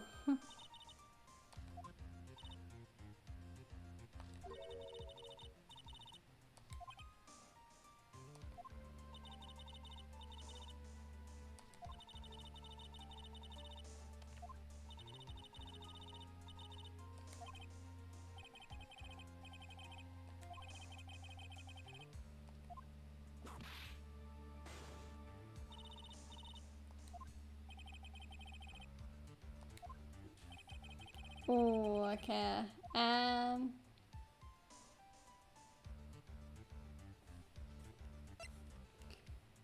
I'm free. Oh, I think there is a contradiction, but I'm just gonna check because this game is a bit mean where if you make a choice, it, yeah, it can derail you quite a bit.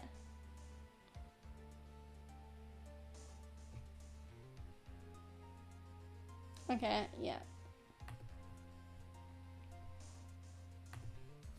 So, yeah, there is a contradiction, so I was right.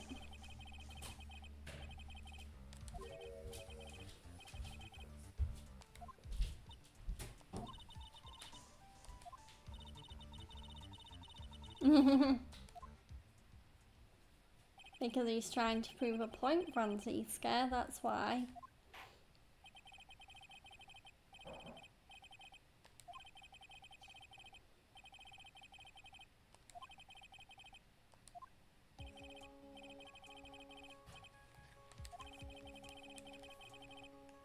Okay, evidence that the outgoing tracks were not covered by snow.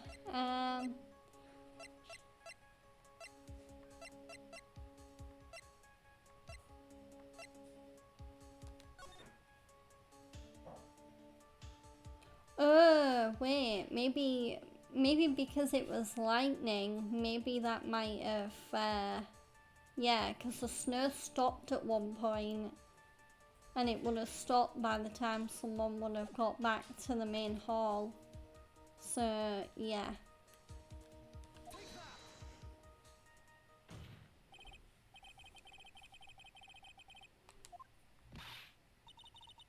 Yeah, so the snow would have stopped by that point.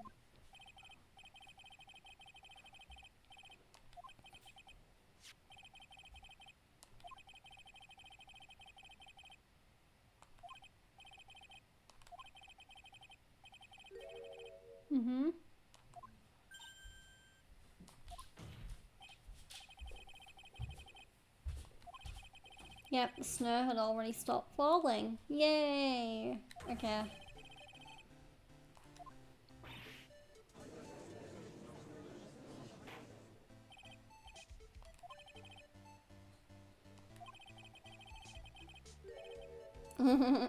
Nice pun there, Your Honour.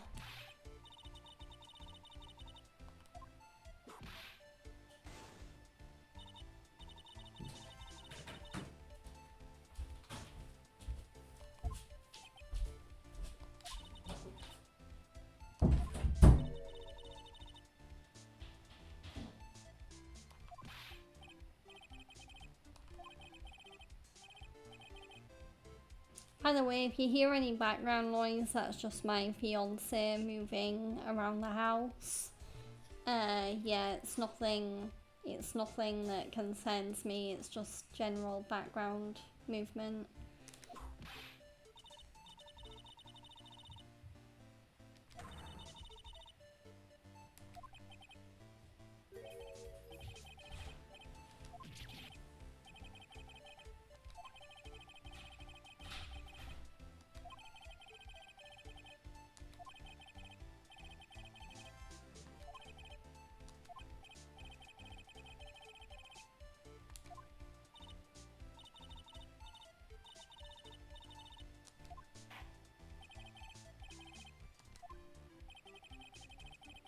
Okay, where is your evidence that it already stopped snowing when the victim was killed? I think it's the track photo? Yeah.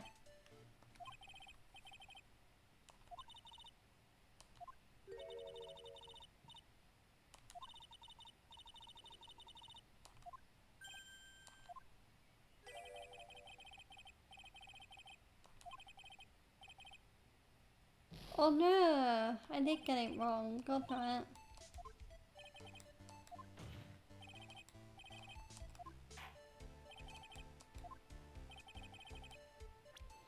Okay, I am definitely like...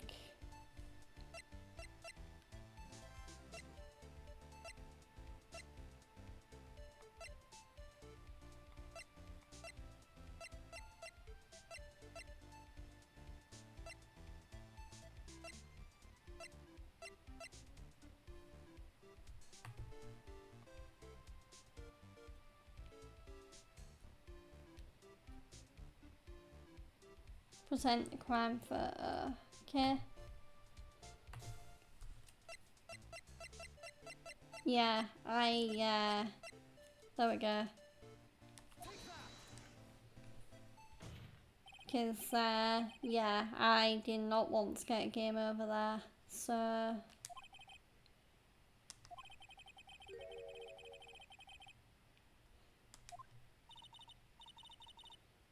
But yeah, so, because if you look at the crime photo, then, where is it?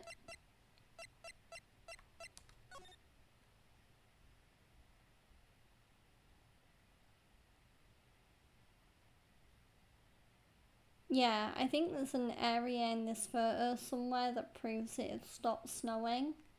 Oh, well then it could also be because the victim's body also isn't covered in snow. Yeah, so I think that's it.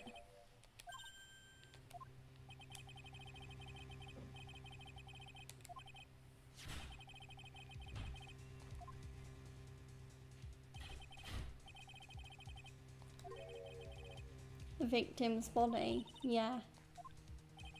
Mm-hmm.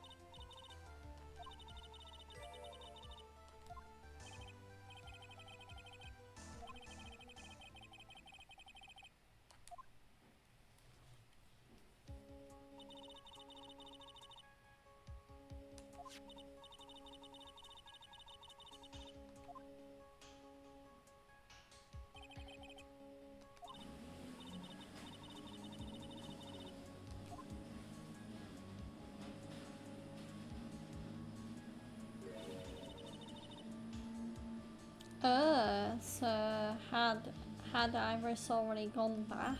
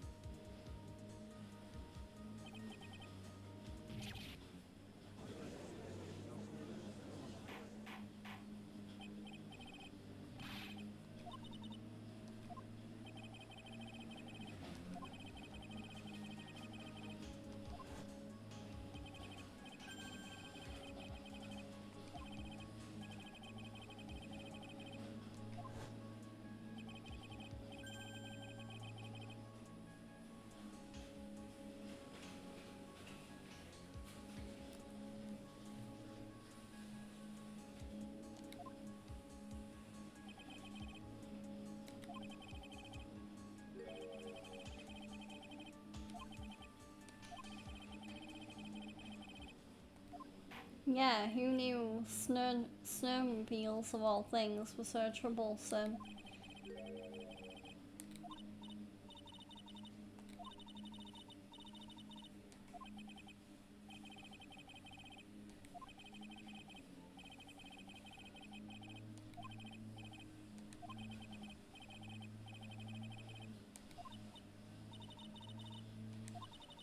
There was Larry, wasn't there?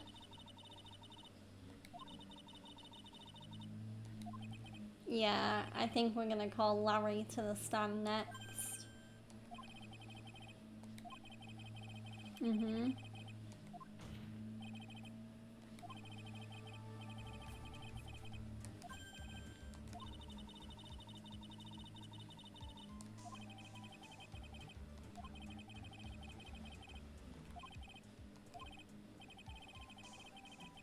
Yep.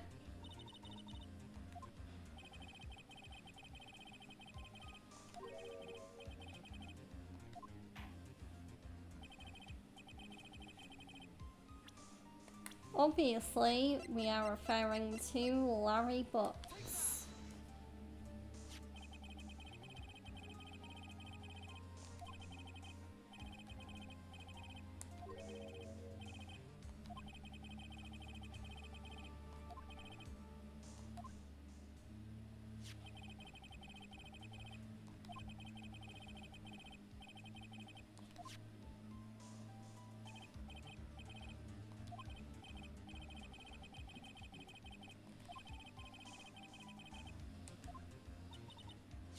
I mean, come on, Edgeworth knows the reason, he's just sugarcoating it for the court.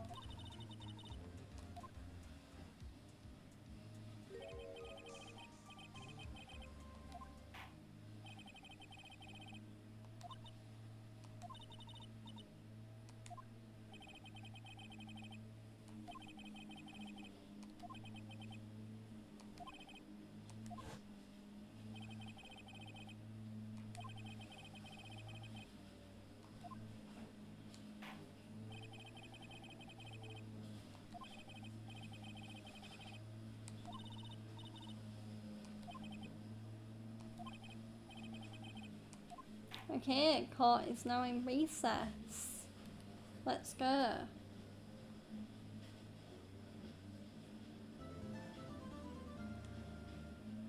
So let's save.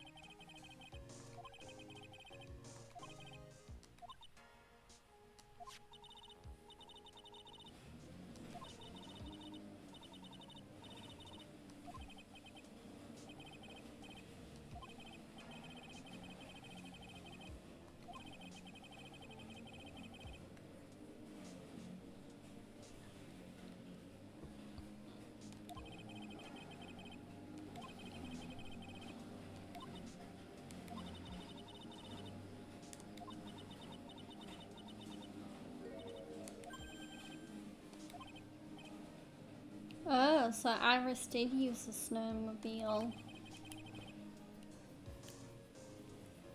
I wonder if she used it because she was gonna meet Larry.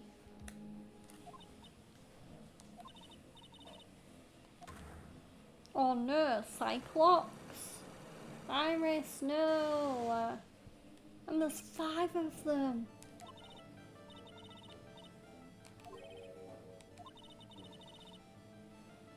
Not until her safety is confirmed.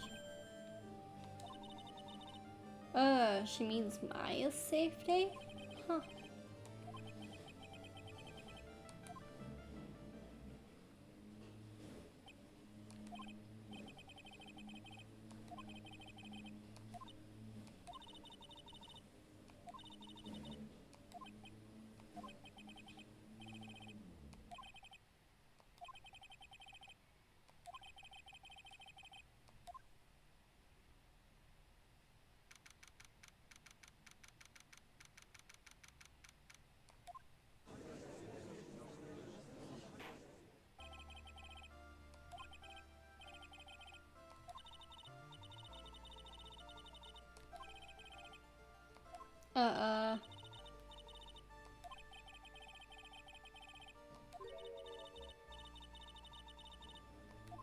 You basically drew Franziska.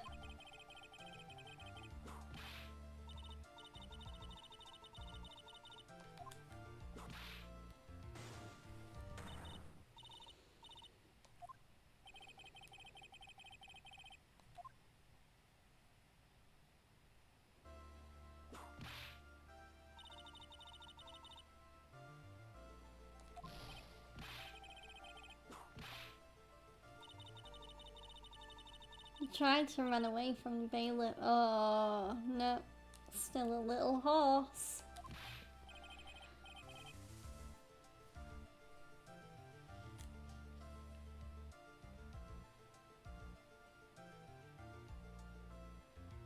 Because even if it's a little horse, I don't want to keep reading and like wear it out so that it becomes really horse again.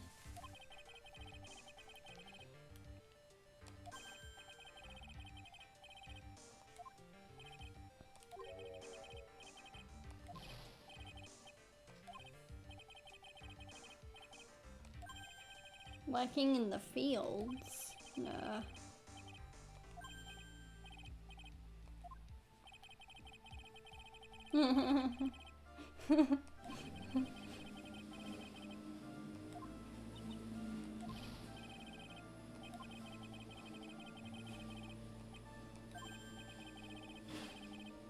Crimson Lake?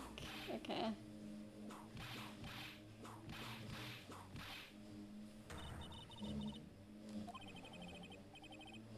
Yeah, why was she whipping the judge?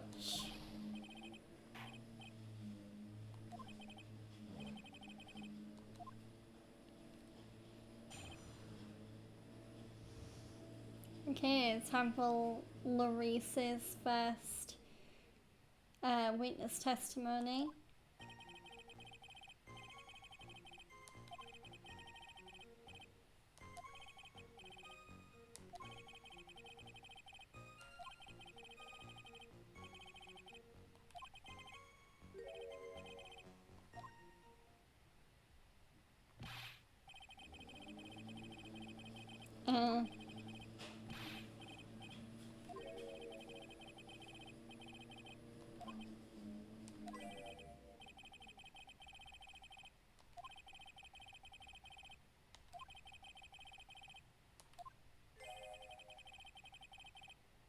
Oh, Larry's self-esteem has gone down the drain.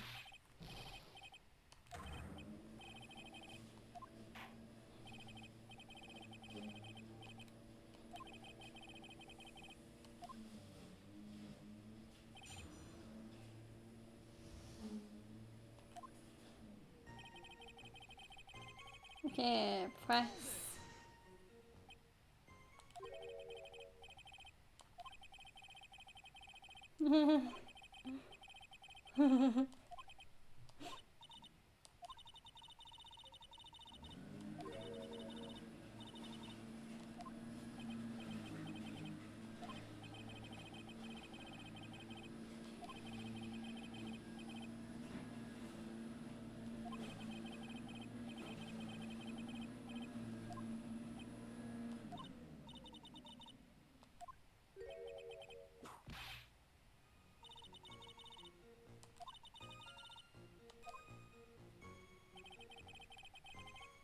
Okay, I'm just looking at the evidence.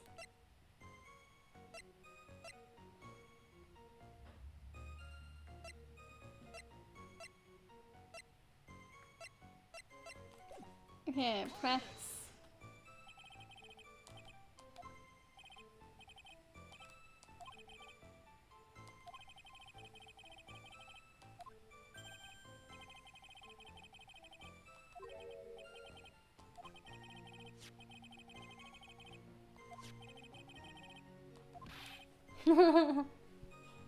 Way to just bring it up, Edgeworth.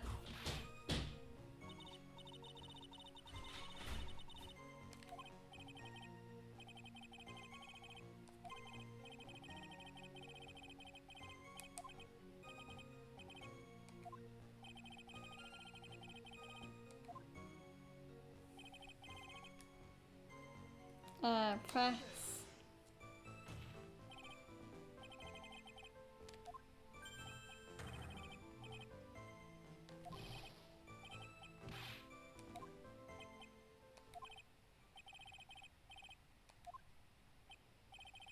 He keeps stammering.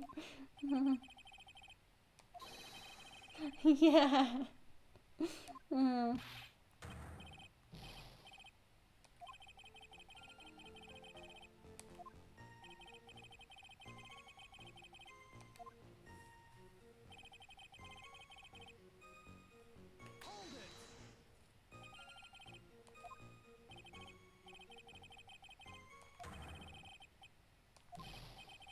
Oh my god.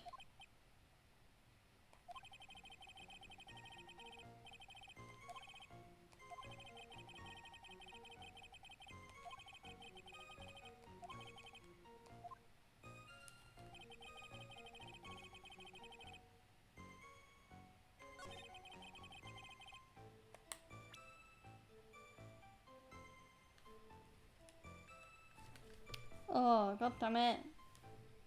Sorry if you see a moth flying in my camera. Yeah. Oh, moths are a real pain in the butt.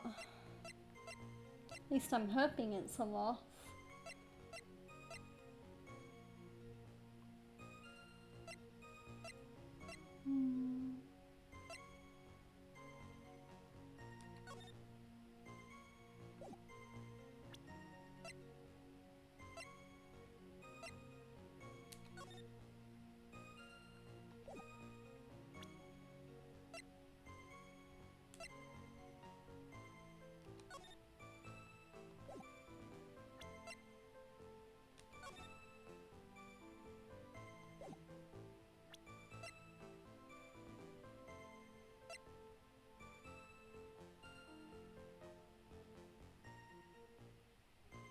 Um...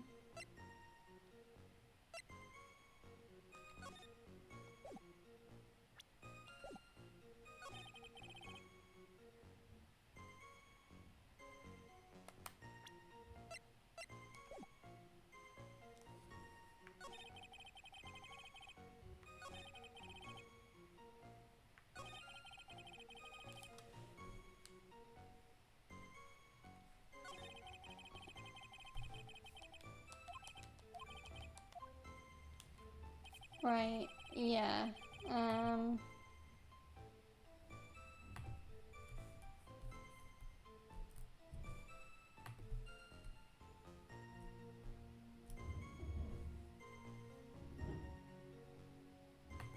Oh yeah! Oh my god. Brain whack.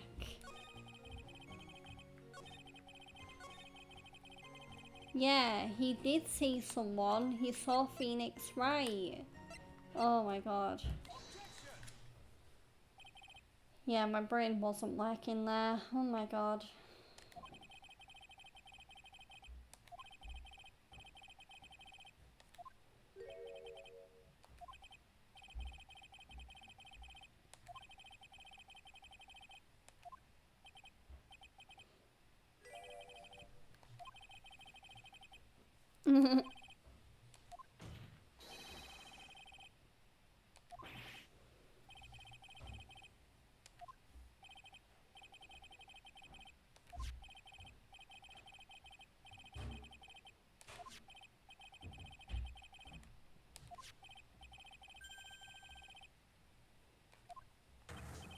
certain nefarious individual named Larry Butts.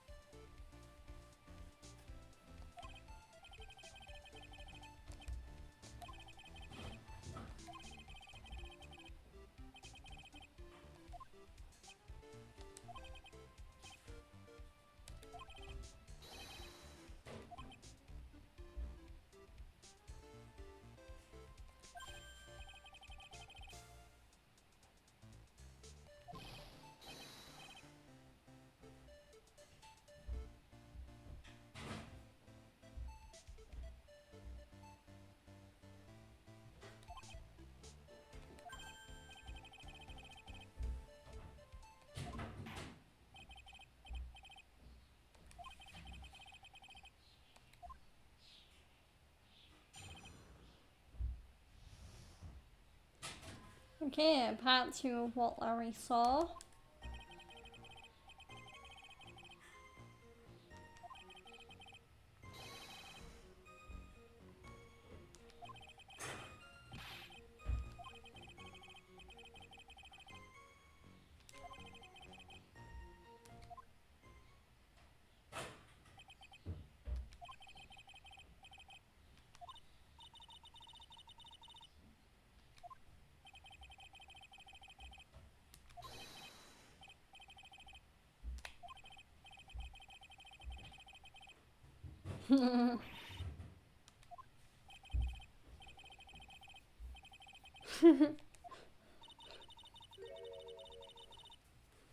I mean, in that case, Phoenix Wright should be called very lucky.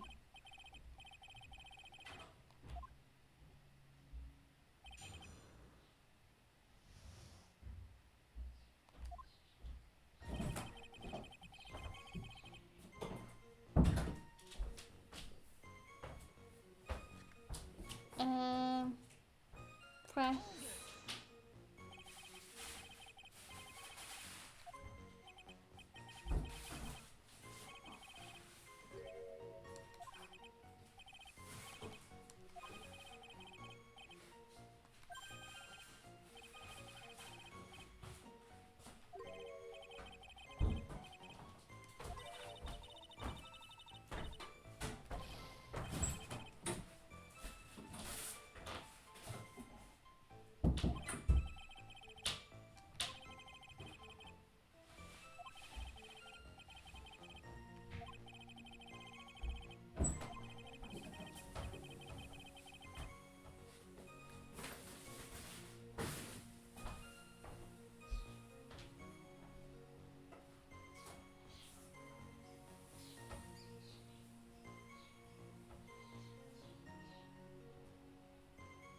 Oh wow, what do you know, it actually seems pretty chilly today. Never mind. Never mind what I was saying about a heat wave. Okay, press.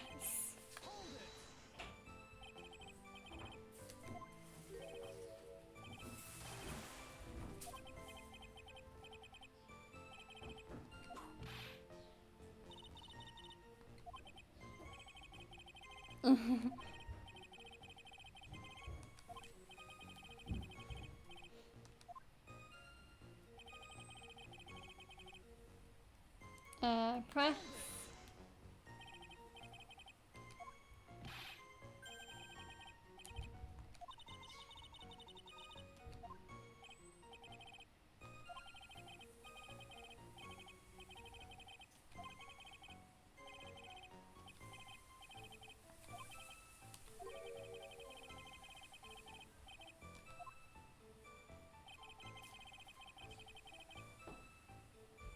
Press again.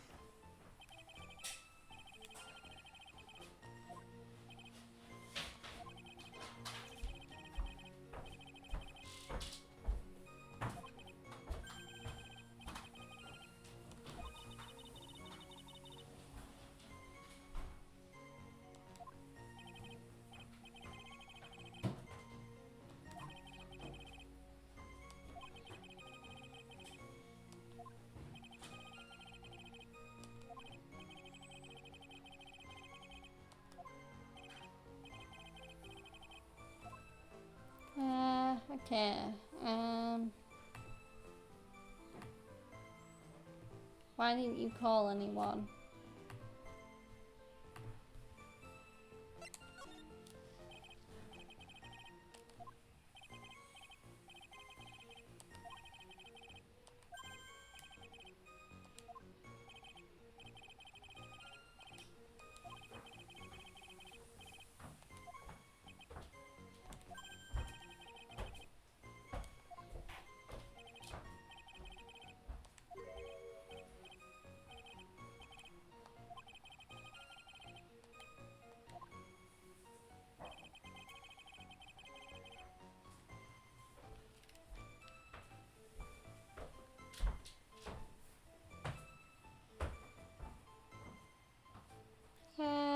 Da, da, da, da, da.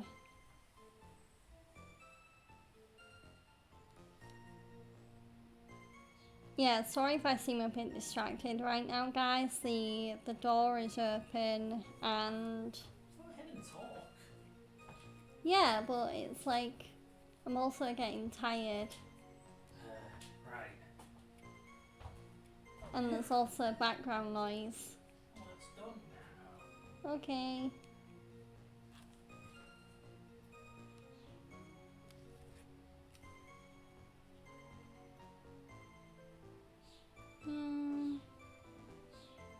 Press.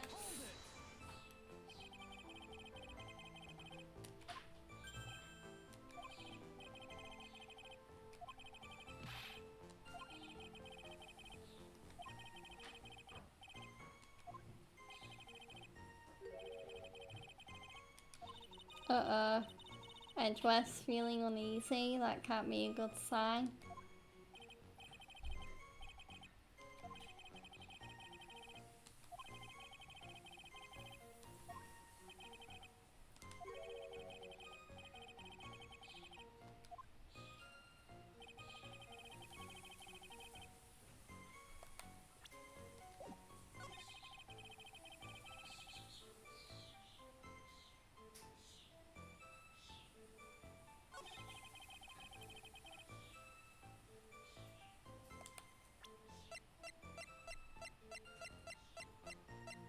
Yeah, so I've pressed all the statements and now I'm looking for a contradiction. Wait, hang on.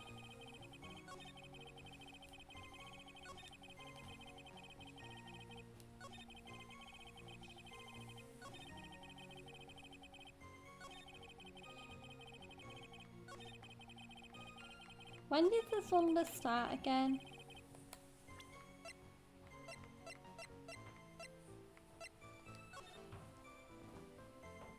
Oh, okay, so that's not a contradiction.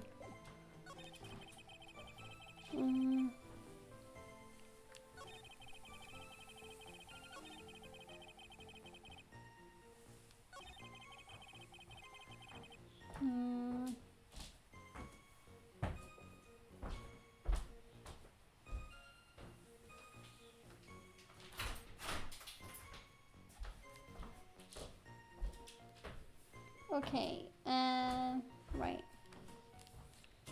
There was still some thunder, but I went right away to check it out. I don't think that's a contradiction because the thunder would have still been going on at that time.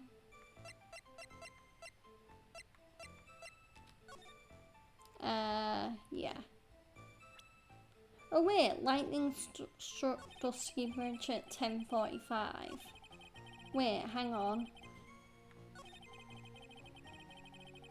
Yeah, so I think the evidence is the weather data, but I'm not sure about the statement. Oh, I present it on the news statement. Okay. Yeah, so I present it on the statement about Phoenix.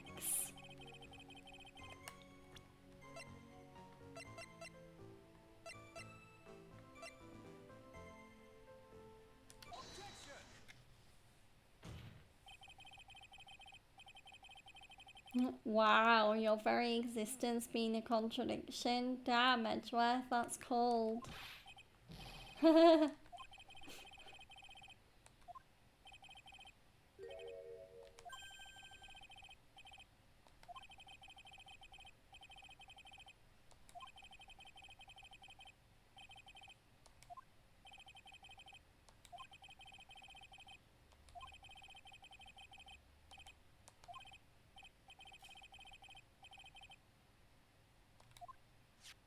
You wasted 5 minutes. Oh my god, Larry.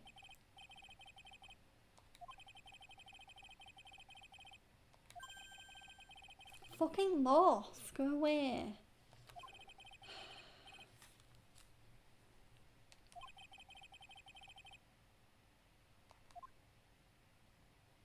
It's not even dark outside. I thought moths were meant to be friggin' nocturnal.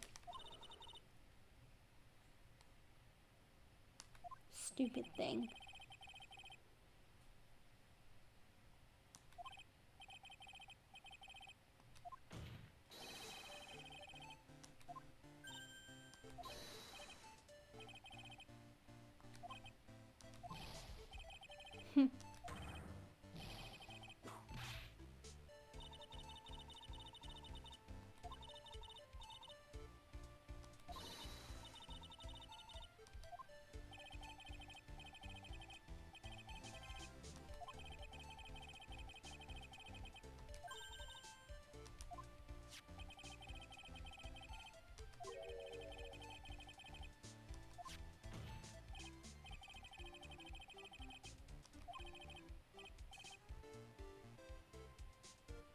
The whole bridge wouldn't have been bent out yet. Oh no, he didn't. Yeah, we know that because we saw when Phoenix met Larry.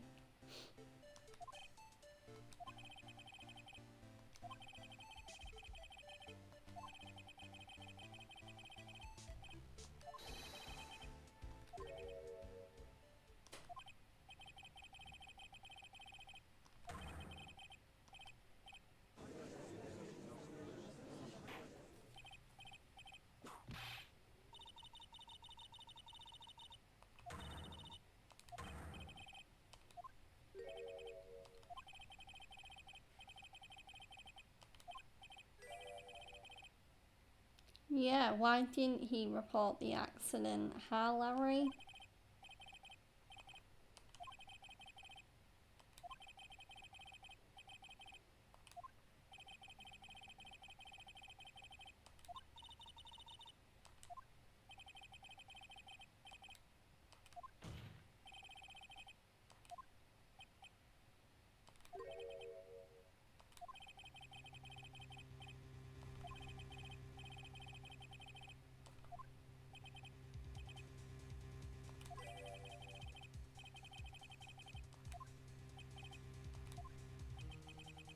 I like how he didn't seem sure with how he hesitated.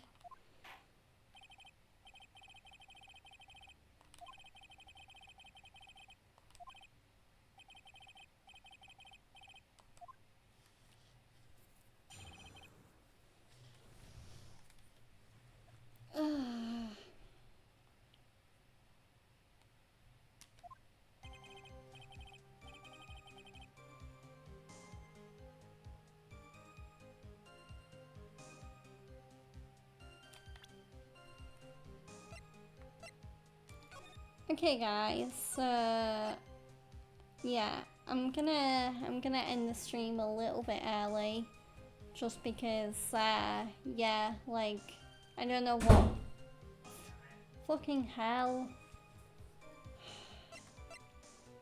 This is what happens when you have open windows and you leave doors open. Really? You say that, yet every other time you left windows open, this hasn't happened. Well, it's windier today. Of course it's gonna have more of a blowback. Well, coming from winter stay cool. Give it a doorstop, my friend. These doors are really high off the floor for some reason. Yeah, our doors in our house are the most well-designed doors. But yeah, but yeah, I'm feeling a little low energy, and I'm also feeling weirdly hungry. So, but then again, I've only ever had, like, I've not even had a proper meal yet, so I probably need something to eat. But yeah, I'm gonna end the stream a little bit early. And plus, like, yeah, and yeah, 'cause yeah.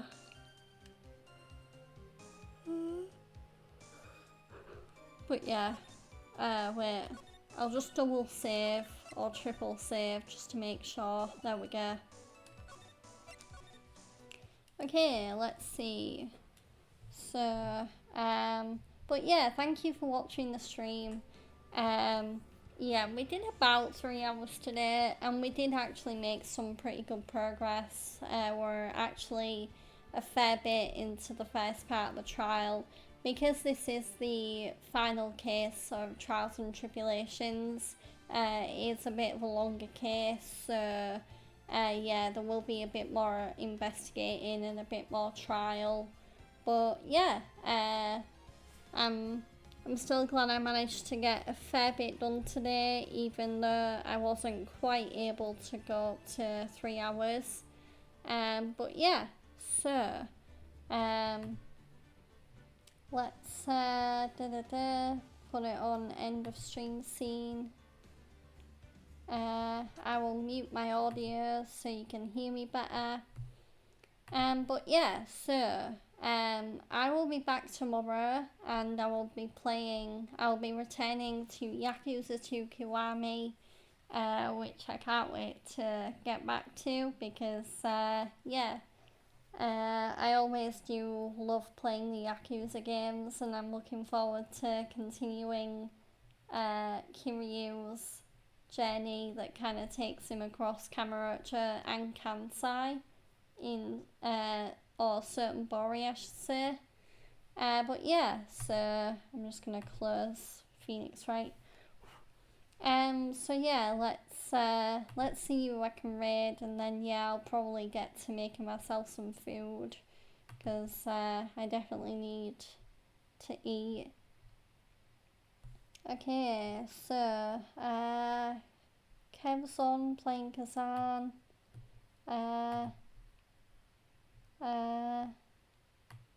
Ali's doing co-working.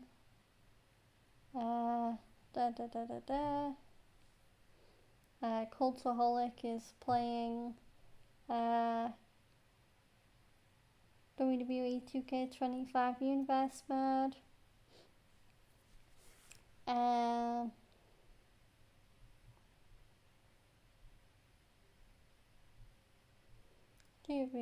Do. Okay.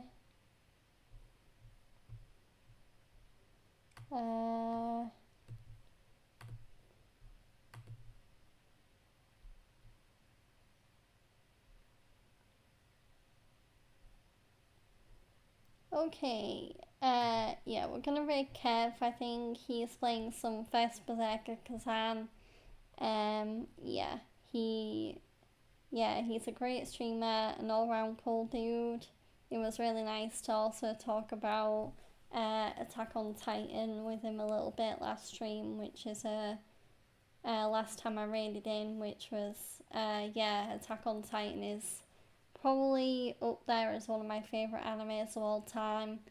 Yeah, I think it's actually tied with Demon Slayer for my favourite anime of all time.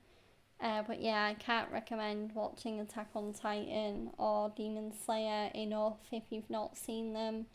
But yeah, let's raid Kev and see how his Kazan journey is going.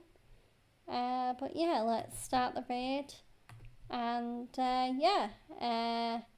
but yeah, I probably won't be staying in the raid long because I am gonna get some food. But yeah, until tomorrow when I'll be back with the Yakuza, have a great rest of your day, everyone. Bye bye.